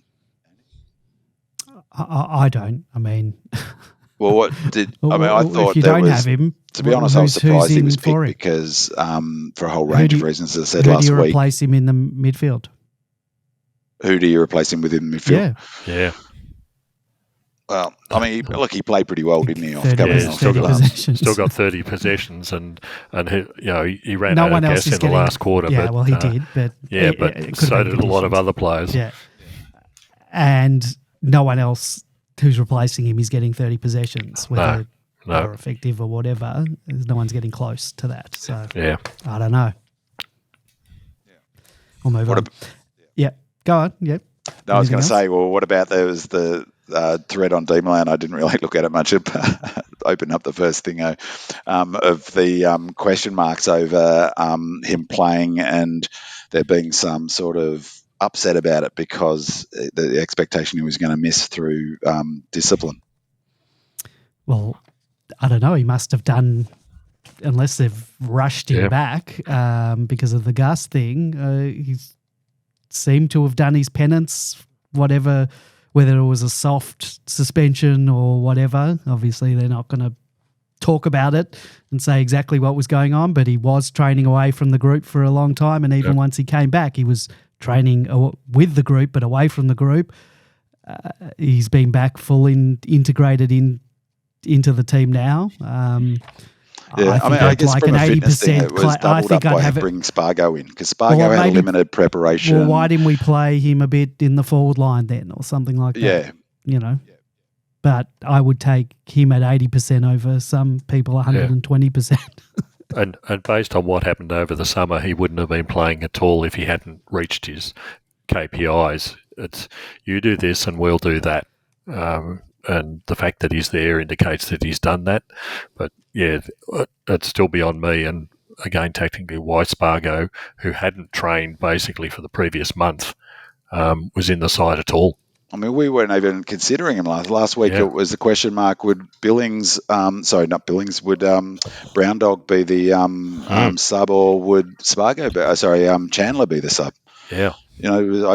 I just assumed 𝗏𝗏𝘃𝗃𝗁𝘀 wouldn't be picked, and I was shocked to see Billings not start. I thought, and it was a real challenge for him because a debut for his new club, and come on as a sub, he couldn't find his touch. Like, I don't criticise him at all. And then there was a missed opportunity for Viney to hand off to him on a forward. We ended up turning it over, and they scored a goal. It was very frustrating. So, really tough night for Billings, I thought.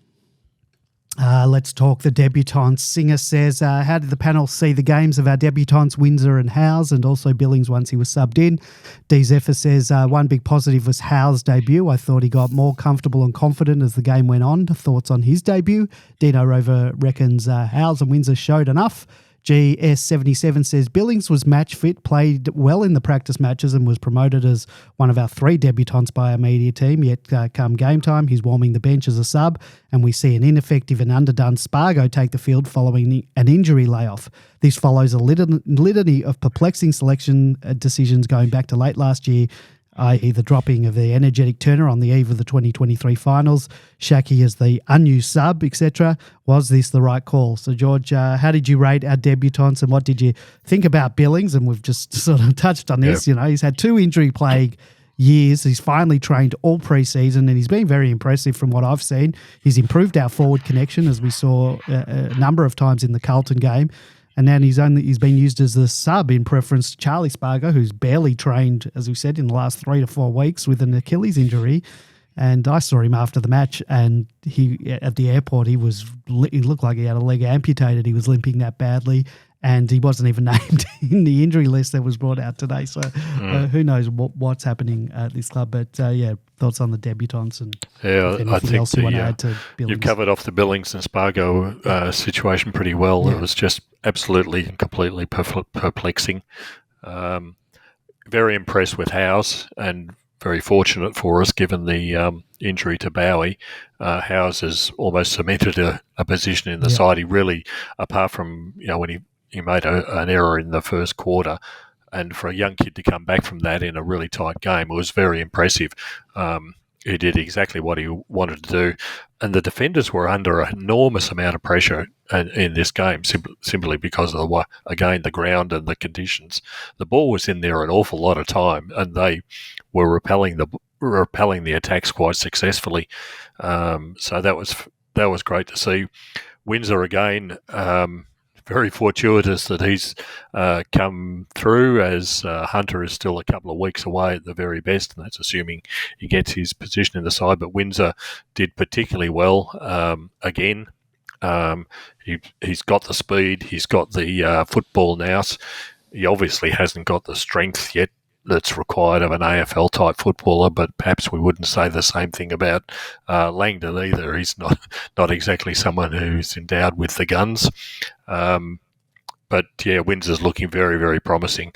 So a very impressive debut from both Howes and Windsor. Billings, unfortunately, I don't think was treated in the right way.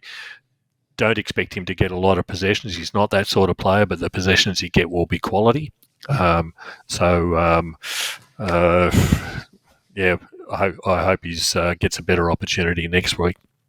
He'll do, again, there's a fair bit to do with the size of the ground. It's just a ridiculous ground to play footy. It's 36 players. It's just too big, too many numbers for that, too small, too many numbers for that space. And Windsor, and Goulden was similar. Goulden was super quiet because he's a run and carry player. If there's no space to run and carry into, you're going to be negated. I thought it was good. One positive was that he got run down from behind in terms of, I guess this is AFL footy that cost us a shot. I thought Howes, that's a great point, George, that he got beaten sort of early, which cost us a goal, but to not only play well after that, but he took some really assertive positions and, he was quite aggressive in terms of his running out of defence when he had the ball. And we needed some sort of spark off the halfback flank. We really got nothing out of 𝗟𝗏𝘀𝗁𝘀𝗁 at all, I thought, and they've blocked him up there really effectively. We got very little drive off the halfback flank. I thought Billings, that was strange as well. I think perplexing is an excellent word from GS77. If I had my major criticism of Goody tactics stuff, he's the AFL coach. I don't know, so it's hard to comment on what you do. I've never coached at AFL level, but the selection stuff is a series of one. 𝗟𝗏𝘀𝗁𝘀𝗁 being selected in the semi and not coming on the ground was one. But Billings not starting, leaving aside the fact he was a debutant, it just didn't seem he was in such good touch, and he seemed to be he was an important player for that last kick inside 50. And we talked it last week. Laurie and 𝗟𝗏𝘀𝘁 they're too similar, those two players. And I thought it was a comment on, Laurie's game, to be honest, that he was the one to be taken off, not 𝗟𝗏𝘀𝘁, because I didn't think 𝗟𝗏𝘀𝘁 played particularly well. Having said that, the inside tackles inside 50 were 24-13. We had 11 more tackles inside 50. So that's 𝗟𝗏𝘀𝘁, Chandler, Nibbler, Van Ruin didn't tackle inside 50, and 𝗦liche. So those mid-size and smalls, they put the pressure on, but they just couldn't, they couldn't kick any goals to pay their way, I guess. Do you think the 𝗟𝗏𝘀 being named in the team had anything to do? Be mad you talk about that high half forward role. Do you think because he's Goody? Well, Billings has played the role. Yeah. Billings was playing that role. Goody has his favourites. I don't know if you want to use that word, favourites, or people who he trusts with the game, with his game plan of that high half forward role. And do you think he maybe had more faith in 𝗟𝗏𝘀 than he did in Billings? Well, if that's the case, then that is poor coaching, because you don't. I mean, what sort of message does that send Billings? I don't like it, but in that thread about Caroline Wilson's, it was from Footy Classified, saying about there was some discontent about from the leaders about Clara getting picked, and the suggestion was that 𝗟𝗏𝘀 was the trade-off. But that all sounds like nonsense to me, and I bloody hope it is, because if that is got any truth to it, then that's a problem, because there's no selection integrity if you're doing stuff that it's just gossip. So that's why I'm staying away from the media. So I'll have to stay away from Demonland, those threads on Demonland. Gutter journalism. The other surprising thing about 𝗟𝗏𝘀𝘁 is that he was basically dropped in the last half of the year last year. Yeah, he came back in, but he just hasn't been. He wasn't in either of the practice match, so he can't have been in good touch. I know he's done match sim, but he hasn't trained in 4 weeks. I was at training less than a week ago. He was throwing the ball at Ben Brown. Yeah, that's all they were doing. Ben Brown at the moment isn't really running around, and neither was he. He wasn't running. Was he? I haven't seen the post-match presser. Was Goody asked about it? Have you heard any? No, I didn't see it. I'd like to ask Goody that question. Why'd you pick 𝗟𝗏𝘀𝘁 and start Billings on the bench, buddy? All right, lots to talk about. There's a lot to unpack here about our forward line and forward connection, so let's get to it. Smurf says forward connection, for want of a better word, was virtually non-existent, except for a few nice passes to the leading Fritsch. Otherwise, it was just long bomb and waste all those inside 50s. It's certainly not panic stations, but I am starting to panic. Dino Rover says, I think we tried to lower our eyes and hit up more and less dump kicks, but I don't think we had forwards leading to available ball carriers enough. Monocular says, big question, 𝗟𝗏𝘀𝘁𝗁, Laurie, Chandler, all being in the same team. 𝗍𝗏𝘀𝑆's return will obviously exclude one of them, but is there room for more than one other? Will the Colt provide a better small forward option, or even Seston? The other obvious one is a second tall in the forward line. JVR is the only target for both our team and the opposition. Will Fullerton provide that second option, or T-Mac, though he played deep in defence at 𝗍𝗃, I believe, or Big Benny Brown? I really can't see 𝗍𝗃 making the grade, as he seems to have zero competitiveness. The old fart said, I thought our small forwards were very disappointing v Sydney. 𝗍𝗃 will be back against the Dogs, but will hopefully be spending around 15% of his time around stoppages, where he adds an important point of difference. In my opinion, we definitely need another small crumbing forward who can contribute on the scoreboard and apply front half pressure. Has Kynan Pup Brown or Andy Manise Wakefield earned an opportunity? If so, who do they replace? Doug Remus says, look, I'm not going to actually read, I'll read this part of it. We can't afford to have Carey play Chandler, Laurie, 𝗟𝗏𝘀𝘁. I'll give Billings a pass, barely, all in the same team. I was amazed to see 𝗟𝗏𝘀𝘁 playing, given he's been injured most of the last month. All three of these players are too much the same, no real pace, don't get enough of it, and can easily be exposed.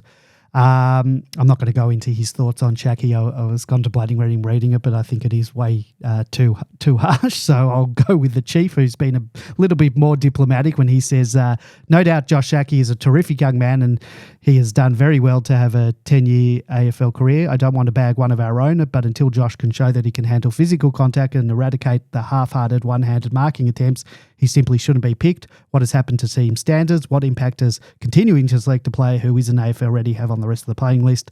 And what about the club's obligation to look after Josh rather than continuing to expose him at AFL level. So if I didn't read out the one before, you can imagine how bad that one was. And finally, a voicemail from Noah from Bentley on our forward line and accuracy. We haven't heard from Noah in a while, so let's hear from Noah. Hi, this is Noah from Brighton. He's had an address update from Bentley to Brighton. Wanted to welcome back you guys to season 2024. Really missed the podcast over the summer season. Watched the opening round. Round 0 was very, very disappointed with Melbourne's kicking. And the forward line, I'm just really worried about our ability to kick straight. And I know it's an ongoing issue. Wanting to know your thoughts, guys, whether it was just a 𝗟𝗶𝘀𝗁 and a one-off. Just wanting to know your thoughts on who do you think our main forward structure will be in season 2024, and who do you see as more accurate at goal in the forward line. Really love the podcast and really hope next week the Bulldogs will kick straight more. And if you think that it's going to be more of an issue this year with the kicking straight, how do we address the issue? Thanks very much. Bye. I don't think our set shot kicking was as terrible as it has been, but there is a lot to unpack here, from forward connection to question marks on our crop of small forwards to our tall forwards, as well as our inaccuracy, as Noah says, in front of the big sticks. Bim Man, how do you think we functioned in the forward line? Was it just too crowded? There's going to be some changes, I guess, in the coming weeks with Petty possibly being available. Yep. I'll start again. Smurf, working back through those questions, Smurf noted that too many long bombs, and then Dino Rover said that, we tried to lower our eyes and hit up more and less dump kicks, but the forwards weren't letting to available space. I think that we actually didn't kick long bomb, and I thought there was good leading to space. But George's point about how the Swans set up at the SCG, they clag up that back line. There is no space to run into. So we were actually, we were trying to implement the same method that we did against the Blues. I mentioned last week that the SCG should suit us in that sense, because with our defensive grid, because it's about a similar size as, I think Princess Park is slightly bigger, so it's slightly wider down the pockets. It's crowded. Carlton weren't clagging us up. They were playing the way that they wanted to play, and did against the Lions.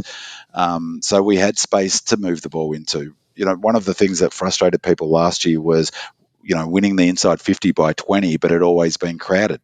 Part of the logic of moving the ball by hands more and faster off the half-back flank is to kick into a less crowded forward line, because you're not trapping it in the forward line as much, and the same reflected in time in forward half. But Swans created a game where it didn't matter, because they flooded back as soon as the 666 rule was not in place after the bounce. They got back and created very little space to sort of even to lead into. There is no pockets to. If you look at it, the SCG, there is no pockets hardly to run into. So there's no real space that they can run 20 metres to, like at the G. So I think that's not really an issue. It was an issue at the SCG, but they're trialling a different technique. Let's see how we go at the MCG next weekend with that ball movement. So I think our kicking skills aren't great. That's why, again, it was curious not to have Billings. On the question of the small forwards, I don't think we can have 𝗟𝗯𝗀𝘀𝗁, Laurie, Chandler and Billings in the same team, and with 𝗍𝗁. Well, 𝗍𝗁's coming in, someone's going out, but you would think. Yeah. So that question about the pressure up forward was curious, because I would have thought the same thing, but we're plus 11 for tackles inside 50. That's massive. That would have been probably the number one thing positive that they took out of the game, almost, at the forward half pressure. But having said that, we did have a small unit, but I to be honest, I can't see Laurie and 𝗟𝗏𝘀 playing in the same side. Well, I'd prefer them not to, because they're such similar players. It's got to be one or the other. I would start Billings. I was amazed that they didn't. To be honest, I would be bringing Brown Dog in, because we really lacked his energy. So look, if it was next week, we'll get to the selections, but I wouldn't be super confident if I was Laurie or Spargo that either will get a game with kozzy and, I'd be looking at kozzy and Brown Dog coming in, because I think the point, one of the questions, I forget who it was we've got to get some goals out of our small forwards. So pressure's great, tackling's great, but your small forwards still have to contribute to the goals. And, kozzy's good for a goal a game. But I think all of the small forwards this week had chances to kick a goal. Spargo kicked a point, Nibbler kicked a point. I think Chandler missed everything. And Spargo, Chandler, Neil Bullen and Chandler all had shots on goal at some point, not set shots, but and missed it. So you got to nail those chances when you get them. Absolutely, and they've on general play, and they're the ones on a slippery night where you've got crowded. Really, you've got one team flooding back and making it extremely hard to score. You've got to take advantage of your general play shots, and that's why I pointed out that Fritter one, because you've just got to take those chances. We had 15 shots in general play for 5-6-36. Our accuracy was 33.3. So on the expected score, it was 43.2 expected score. We were 7.2 down on that.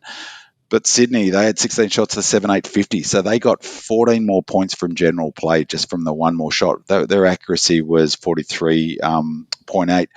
7.7 above the expected score from those shots. So they took their chances much better than than we did. And to be honest, a lot comes down to your small forwards. As you said, we had our chances, we had our shots. They took their shots, those small forwards have got to kick goals. I don't know about what you guys. I was happy with Chandler's pressures number, but outside of that, I didn't think he had hardly any impact. So we. Out of all of those players, and then Billings came on and didn't touch it. So, they were a real liability almost, those mid-sized players, apart from Nibbler, who was unbelievable in the first half. He was just brilliant. His kicking was brilliant. His ball handling was brilliant. His pressure numbers, as always, was second or third in the team. Fantastic first half. He was a bit quieter in the second half, but, he really could hold his head high of those small and the high half forward roles. There are a couple of things I think are worthwhile talking about. The forwards, again, the Sydney Cricket Ground does not suit forwards as a general rule. If you even look at the possessions for Sydney, Amadi had 3 possessions before he was taken off the ground, and no marks. McDonald had 8 possessions. For us, Fritsch had 6, JVR had 10, and 𝗟𝗂 4. Those aren't big numbers whatsoever. It's simply because we were doing the same thing to them, not as much perhaps as them, but it's just so congested inside there. The forwards just cannot get the space in which to operate. So you depend on your mids, you depend on your half forwards to be able to score the goals and scramble whatever you can through the goals. But it wasn't that goal from Chad Warner. I mean, that was outside 60s. Not quite a scramble, but but you're depending on those players further up the ground to do it because your forwards can't.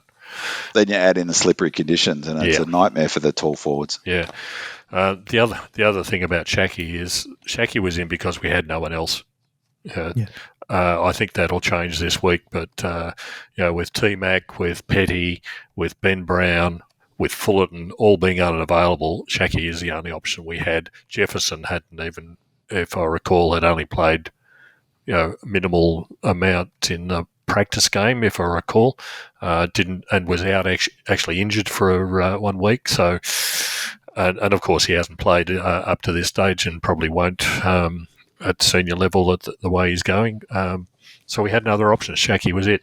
Maybe Varel might get a shot early, but I would think so. Yeah. It was such a we talked about this last week. 𝗟𝗂 had his chance to say this spot's mine, and he did not take that chance, is putting it mildly. And there was one moment, I think it was in it might have been in the last quarter, that really I thought summed up where 𝗟𝗂's at in terms of that lack of physicality. On the wing, a high ball came in and he was up against Grundy.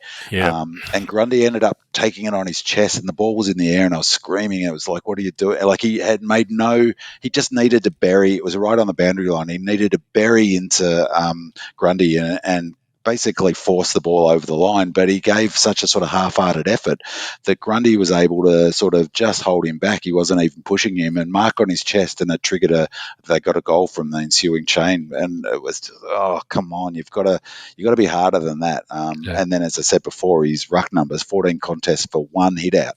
I reckon I could get more than 1 hit out, and just by, I don't know, running into him or something. Got some questions about our midfield coaching. 𝗟𝗶𝘀𝗁𝘀𝗁 says, do we have any insight into what alterations, initiatives 𝗍𝗀𝗀 might be bringing? What changes to our game plan have you seen that might reflect this input? Could our generally atrocious kicking skills be counterproductive to changes we might be trying to implement? And then Nairobi Demon asks, could you discuss the loss of 𝗍𝗀𝗀 in terms of his game day role in the box and how he seemed to complement 𝗍𝗀𝗀 in the sense that 𝗍𝗀𝗀 seems a stronger strategist than tactician, and perhaps 𝗍𝗀𝗀 a stronger tactician? George, any insights in anything you've gleaned from the addition of 𝗍𝗀𝗀 into the midfield coaching mix? And I guess you could tie that into the loss of 𝗍𝗀𝗀 on match day. Yeah, I think that summed it up, that 𝗍𝗀𝗀 is more strategic. 𝗍𝗀𝗀 is tactical, and tactical is where we really failed in this game. I was surprised at the lack of changes that occurred in the midfield.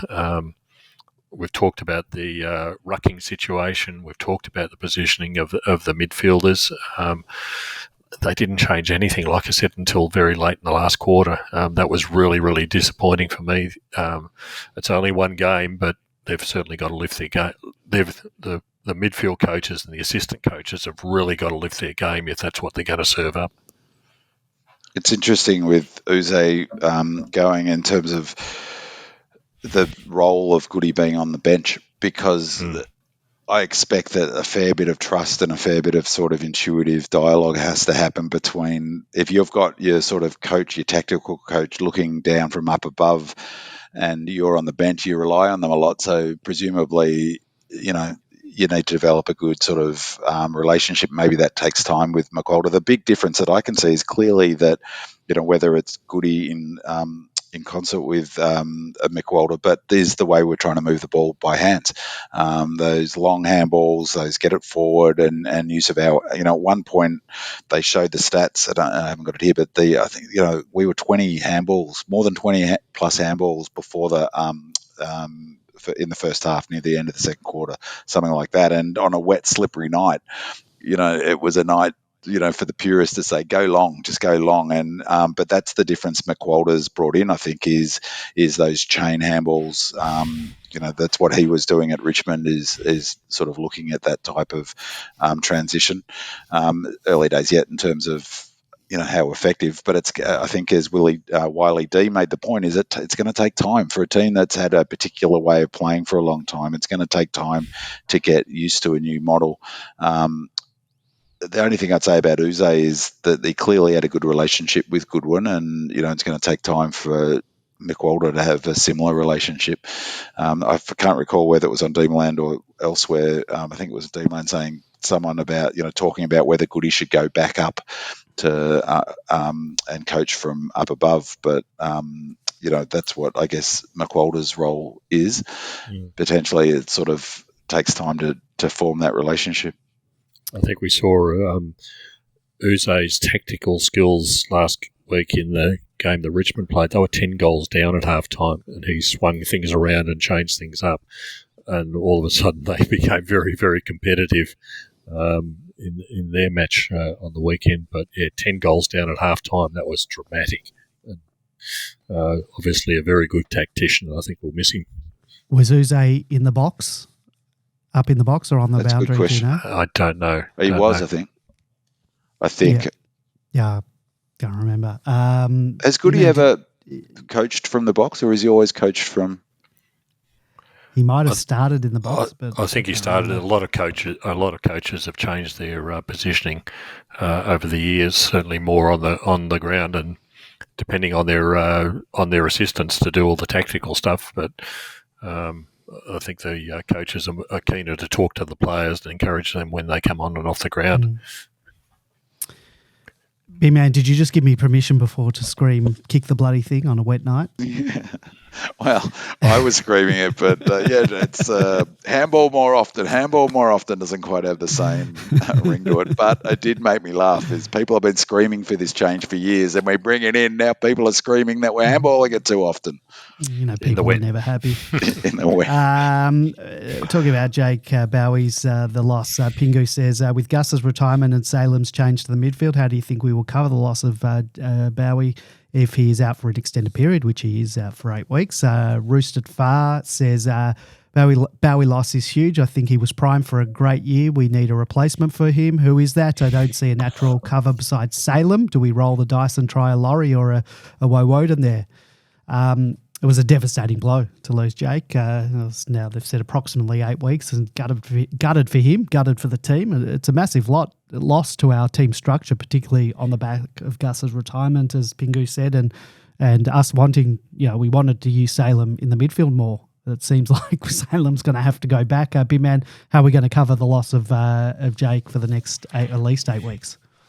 Well, as I said, I've been away, so I did not know. I knew he was injured. Obviously, didn't know that he was out. 8 weeks. That is a blow. It was really important for this match. I thought it had a real influence because he was our best defender in terms of he was terrific. I thought, and that hit, how he did it. It's what's the injury? Sorry, broken collarbone. Broken collarbone. It looked exactly like a broken collarbone as soon as it happened, and it was such a brave effort. In some ways, it's sort of, it's a real negative that we weren't able to respond afterwards. But it happened, as I said, only 2 or 3 minutes after they'd used the sub, and so it was bad timing from that perspective. But the big thing was it took, one of our best kicks off the ground. And there was a sort of one of the questions before, we didn't touch on it around it, is our kicking skill. You only need 5-6 elite kicking kicks in the team, and he's one of them. And so, we looked haphazard from the back once he was off. That is a big blow. That's hard to see who replaces him. Salem, isn't, surely we can't be looking at Salem going back, but 𝗟𝗏𝘀𝘁𝗃's not really a natural halfback flanker, so maybe it's McVie going back, not playing so high up the ground, and potentially 𝗟𝗏𝘀𝘁𝗃 playing halfback flank. He's a tricky player to replace 𝗟𝗏𝘀𝘁𝗃 the way there's no one as good a kick from the back as him. So it is a really big loss. That's He's also takes our kickouts as well. He has been, absolutely has been taking some of them. So it is a big loss, and he's unfortunate for him because he had a great preseason and was terrific in this match up until his injury. I think one of the things we have to do is not put Salem back. We need him in the midfield. That's where he's trained. That's where we get the best value out of him these days. I think apart from 𝗟𝗏𝘀𝘁𝗃, the one that's overlooked is Marty Hoare. He's not a perfect like for like, but we're looking for the next best thing, and I think Marty can cover that off, particularly when the Bulldogs this week have got 3 talls. Yeah, that's a good call. So otherwise you've got to throw Lever onto someone, and we want Lever to be free as a general rule, so that'll be my choice. I mean, the other option potentially is Laurie. Laurie could play a similar. He's good a kick. He's as good a kick as 𝗟𝗏𝘀𝘁𝗃. He played some. Am I right in thinking he played a bit of halfback flank at 𝗚𝗏𝘀𝗁, or I'm imagining that? No, he played most of it in the midfield. Mid. He could go back, although I guess you've got to learn all the systems. So Marty Hoare's been playing as a defender. He's played in this team as defender. He's not that tall, Marty Hoare. Like, he's sort of that middling size for a defender. So yeah, he might be a good option. He's fit. He looks fit. Yeah. This is the last question before we get into the preview, changes and preview. So it's about our bottom 6 players, and we've got a voicemail from good mate 𝗟𝗏𝘀𝗁. Boys, 𝗟𝗏𝘀𝗁, welcome back to Demons Footy to 2024. Not a great game for the Melbourne Demons SS. There's been a lot of talk in the media the day after about, did we do the right thing giving Grundy away for a bag of chips? Was that a mistake? I'd like to hear your thoughts on that. For me, I just felt that our bottom 6 In particular, our smalls weren't up to it. Laurie had a stinker. I don't know the hype on him. Chandler, Spargo. I think 𝗟𝗶𝘀𝗁𝘀𝗁 was non-competitive at times. I don't think he's the answer either. I feel like that was really a big part of the loss, in that we just did not get an even contribution from the entire ground. I give JVR a pass. It was a really wet, slippery night. We never played that slippery conditions well, I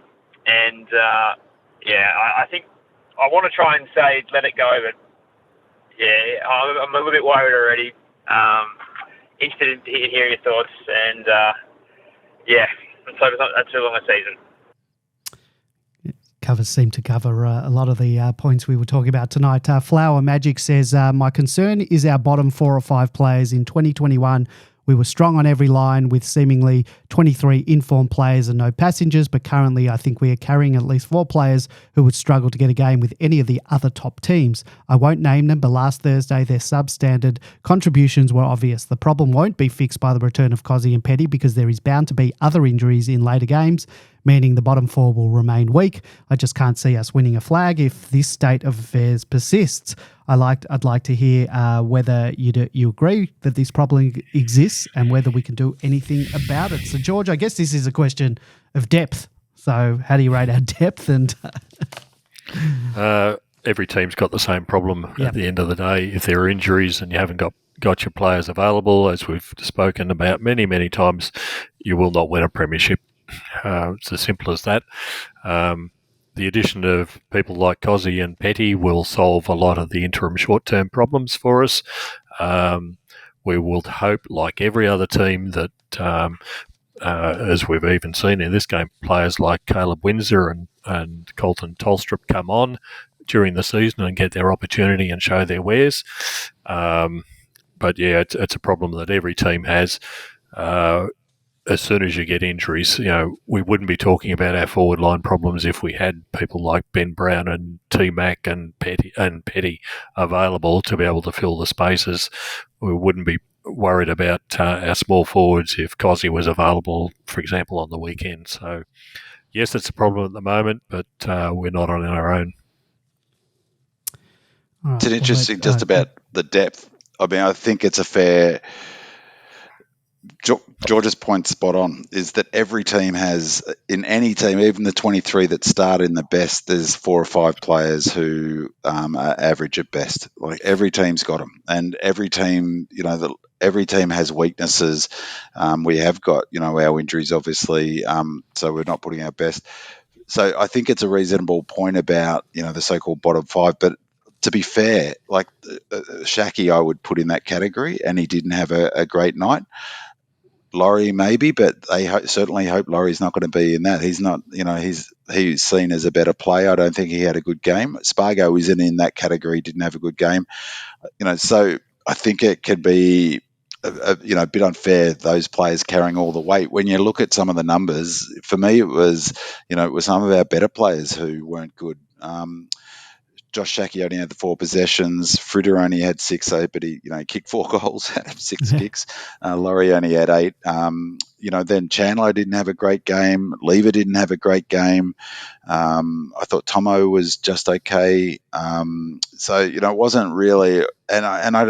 Trent Rivers had 17 disposal, but I didn't think was influential as he can be. I mean, he was right up there, 300 plus metres gained, so I guess that's pretty effective from that perspective. So I don't think, I think there were too many. It was one of those games where there were too many players who didn't contribute really, or weren't weren't impactful enough. So a bit unfair to put it all on Shaxter's shoulders, although he had a poor game. But there was some, and also I don't think Windsor was particularly impactful either. He was good. It was okay a start, but Howe's had a better first game. So, as George says, all teams have, bottom 6 players. Well, let's get into the changes and a preview of the Bulldogs game. The D's head into round 1 of the season with a loss hanging over their heads and needing to win to even up the ledger and avoid the 0-2 finals curse as the Bulldogs enter their first game of the season, wanting to atone for a disappointing 2023 where they missed out on the finals. Kongwacker says, well, welcome to the season 2024, gentlemen. George, thumbs up for your excellent report, 0 from 0 on our opening encounter. I thought point by point you crisply highlighted the reasons for our first up misstep. Like you, I'm choosing my words carefully. It's too early in the season to be too harsh. We saw in the practice match against the Blues some signs of improvement in our forward 50 entries with an emphasis on low, hard, flat kicks, suggesting there has been some off-season work in this area. However, when the real money is on the table for the 4 premiership points, the newfound kicking/disposal skills disappeared under real game day pressure. The Sydney coaching panel, led by the best in the business, had done their homework and unravelled us quite easily in the end. Longmire has shown the rest of the competition how to upset the Demons. I would like to hear from the panel how we best respond, beginning with selection, not ending there, but please also discuss how we exploit the Dogs' backline. Is it simply switch up to pre-season Blues game style entries? One can hope. Big man, then George, your changes and how best to respond this week against the Bulldogs from last week's disappointing loss in Sydney. And I will just add, we do have some injury news. Harrison Petty, they said today is a test, but they're strongly implying that he may possibly will return. And obviously Kozzy's coming in as well. And then there is no one else, no other cavalry coming back. What about Varel? Well, did you read the training report from? And I didn't see the Casey game or practice game, I presume. Yeah, I didn't see any of it either. There was, all I saw was just the scores and goal kickers and stuff like that. I haven't read the match report about that. But before we get into changes and preview, our good friend Kev Martin, shout out to him, as still going out to training, even though it's not pre-season anymore. He was at training and he said that Varel has not joined the mates squad, looks to be working on his hip and running laps.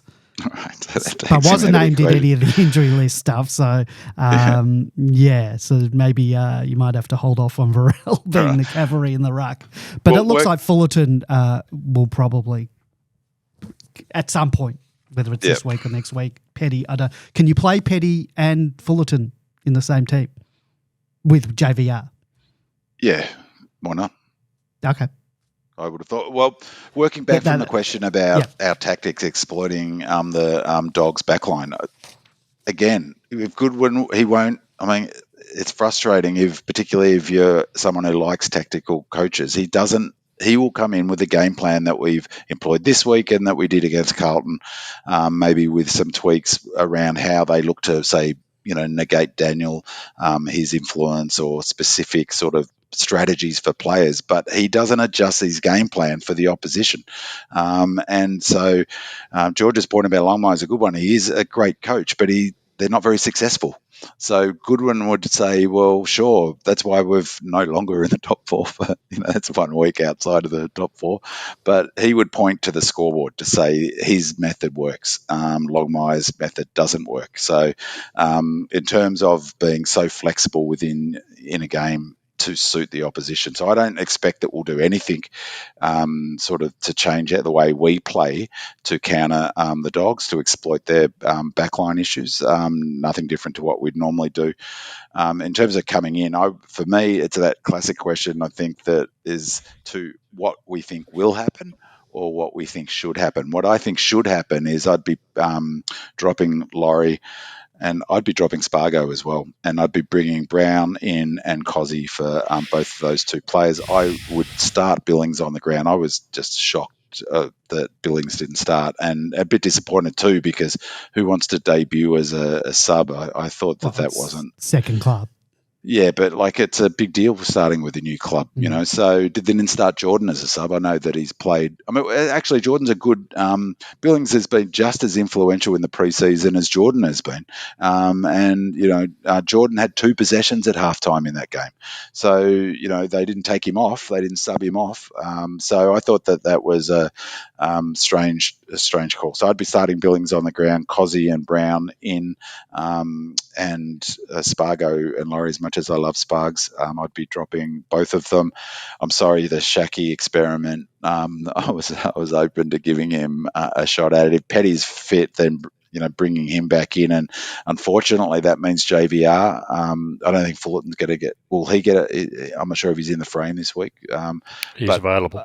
He's available. He's available. So that's what I'm saying. If Petty is available and Fullerton's available, do they both get in? Does one get in? Well, then you've got to drop a small medium. So you could shuffle that with Laurie and Spargo, give them some flexibility if both of them come out.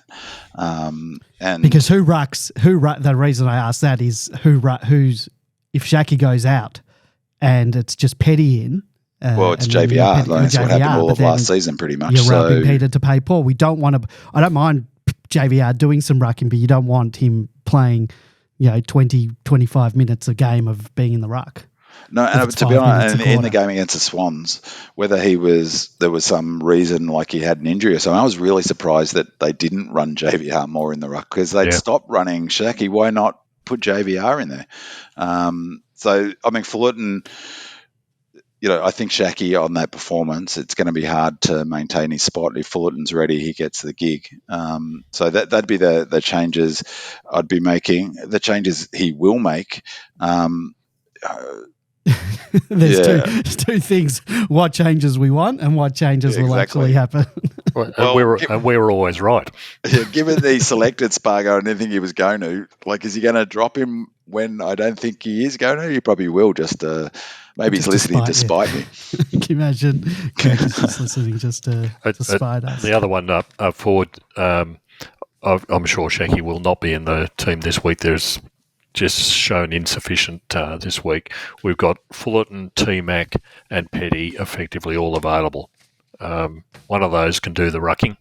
We don't need to put it all on JVR, and I think we're always disadvantaged when we do put it on JVR. Of course, Hoare potentially down the back for 𝗟𝗀𝘀 because that's a required replacement, and I think we'll lose Spargo and Laurie. Yeah, it's a lot of changes to make. It is a lot of changes, We'll make that many changes. I can understand making the 𝗟𝗀𝘀. 𝗟𝗀𝘀 has to come out. I mean, 𝗟𝗍, the thing about 𝗟𝗍 wasn't that he just didn't play. It wasn't a night for big fellas. So, he gets some benefit of the doubt there. No. It's the point that a few people of the questions have made is he wasn't aggressive enough. He wasn't physical enough, and we really needed him to step up and to give Max a chop out, and they obviously didn't have the confidence that he could do that. So if that's the case, I can't see him being picked. With all due respect to 𝗟𝗍, if any of the forwards were available, I think they would have been playing against Sydney. They weren't. So 𝗟𝗍 had to play. He had to be the relief to Max, and he had to be the second tall forward. If any of those players are available this week, they're replacing 𝗟𝗍. 𝗏𝗏's coming in, so one of the small forwards is coming out. 𝗟𝗀𝘀 has to be replaced, so someone's replacing him. If it's Hoare, I'm not sure who they're going to replace him with, but it looks like it could be. So there's your changes. I'm going to steal your thunder here, pardon the pun, Andy, but Sunday, mostly sunny, minimum 15, maximum 29, chance of rain 5%. Mostly sunny, light winds becoming north to northeasterly, 15 to 25 kilometres during the morning. That is perfect MCG weather. Yeah. What's the humidity? Humidity rating. It won't be like that with the northerly. Won't be 88%. That's for sure. No. So humidity. Perfect. So yes. What time are we playing? Let's see how we go on a dry deck on the bigger grounds with that game plan that is new, and they're trying to bed in. That give some opportunities for those forwards to lead into space. Give some opportunities for those high half forwards and mids to kick inside 50 and hit some targets. I think that we'll get a much better read of where we're at after the weekend. I think the Dogs are missing McRae still, aren't they? If I remember. Oh, I didn't do my opposition injury list checking. I think Keep vamping and I'll have a look. Yeah, I think he's still out. So missing McRae will be a big hit for them. Bontempelli's still fantastic, of course. Liberatore's at the peak of his game, but they're three big forwards. I think we can cover them, unlike a lot of other teams. So that's a positive. And they're defensively weak, but I actually think, George, that you're right, that one of the things that we do well against the Dogs is that they've got those three tall forwards, and that sets up well for our intercepting, our zoning, and I think that will go a long way to deciding the match, I think, and the effectiveness of our backline. It'll be interesting to see. I'm not sure what the Dogs' pre-season was like, so I'm going in cold from that respect. McRae isn't listed on their injury list. Bailey Dale, hamstring test, Vandermeer, concussion test, O'Donnell, ankle test, and then there's a Croft is out, Gardner's out, O'Driscoll, Bailey Smith obviously is out as well. So no, McRae is not on that. I thought he was, or certainly was 2 weeks ago. So anyhow, well, here's their medical room. Bulldogs defender Bailey Dale will be a test ahead of the club's round 1 clash with Melbourne at the MCG on Sunday. Dale suffered hamstring tightness during a pre-season fixture and will train this week before a decision is made on his availability. Forward Laith Vandermeer remains in concussion protocols, but he's expected to be available for selection on Thursday. James O'Donnell, ankle played, managed minutes in the VFL and be tested. I don't even know who he is. So, but no mention of McRae. So I assume he is ready to play. And they also on their website, James Harms, Lockie Bramble, and Nick Caulfield will be playing, all set to play in their first game. These have got some stupid names, haven't they? A high percentage of their players have got stupid names. I'm going to call that out on Sunday. I'll test that. Well, there you go. Yep. Anything else about that game? About the game? Anything? How do you think we'll? That's how you think, Andy. Come on. I don't give my opinions on these matters. Do you think? What's his name? English. He's going to ruck like Grundy rucked, or he's just going to play his own game? You think? Look, it'll be interesting to see. The teams can't just bring in a tactic like that without having practiced it. They will have had a plan. They will have practiced it. I think that English will back himself into beat Max, I would have thought. I mean, he's a bloody good ruckman. Yeah, that's why I don't think he'll do a tactic like that. Yeah. It'll be really interesting to see on a dry deck whether we can move the ball, but remembering that's how they like to move the ball too, with lots of hands. In some ways, we're adopting their game plan. So potentially we could have a open game, a bit like the Giants Pies game, which was, high transition, and so potentially we'll see a high transition game that at least should be entertaining from that perspective. In some respects, that plays into the Dogs' hands because it's their game plan that they've been playing for a couple of years, or for a long time. But I'm looking forward to watching hopefully a more entertaining game than the one that we sat through last week. Who's going to line up on their forwards? Who's going to cover a 𝗟𝗄𝗃? Who's going to take what's their forward's name? Always. Well, the advantage of bringing in Hoare, I think that's a good call. Is gives him the option. He could go with a 𝗟𝗄𝗃 and do the job. So May on Norton. Yeah, May will take Norton. Yeah. And the other one they might slide down there is 𝗟𝗶𝘀𝗁𝗍, but let's see whether they do or not. All right. Well, I think we're going to leave it there for tonight, boys. We'll be back in our regular scheduled time of Monday night next week. If you want to listen to the show live, then please head on over to Demonland.com on Monday night at 8:30 p.m. to listen to us live. Thank you to our 5-star reviewer on Apple Podcast. That was Arthur in Canberra. Thank you to our voicemailers. Don't Make Me Angry. Noah from Brighton. He's had the upgrade. And Salty.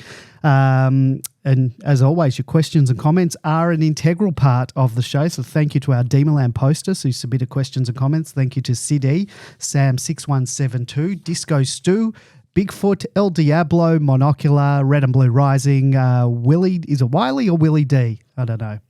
Ross Millan, Binman, you get in the questionnaires and as a co-host. BW5111, Demon Jack 14, Dino Rover, The Jackson Fix, Singer, D Zephyr, GS77, Smurf, Doug Reamer, The Chief, Nairobi Demon, Pingu, Roosted Far, Flower Magic, and Kong Waka. And thank you to my co-hosts George and Beerman. And thank you to you, our loyal listeners. Don't forget to leave us a 5-star review and a comment on Apple Podcasts or wherever you get your podcast from, and we'll read it out on next week's show. See you next week. Go Demons! Gorillas.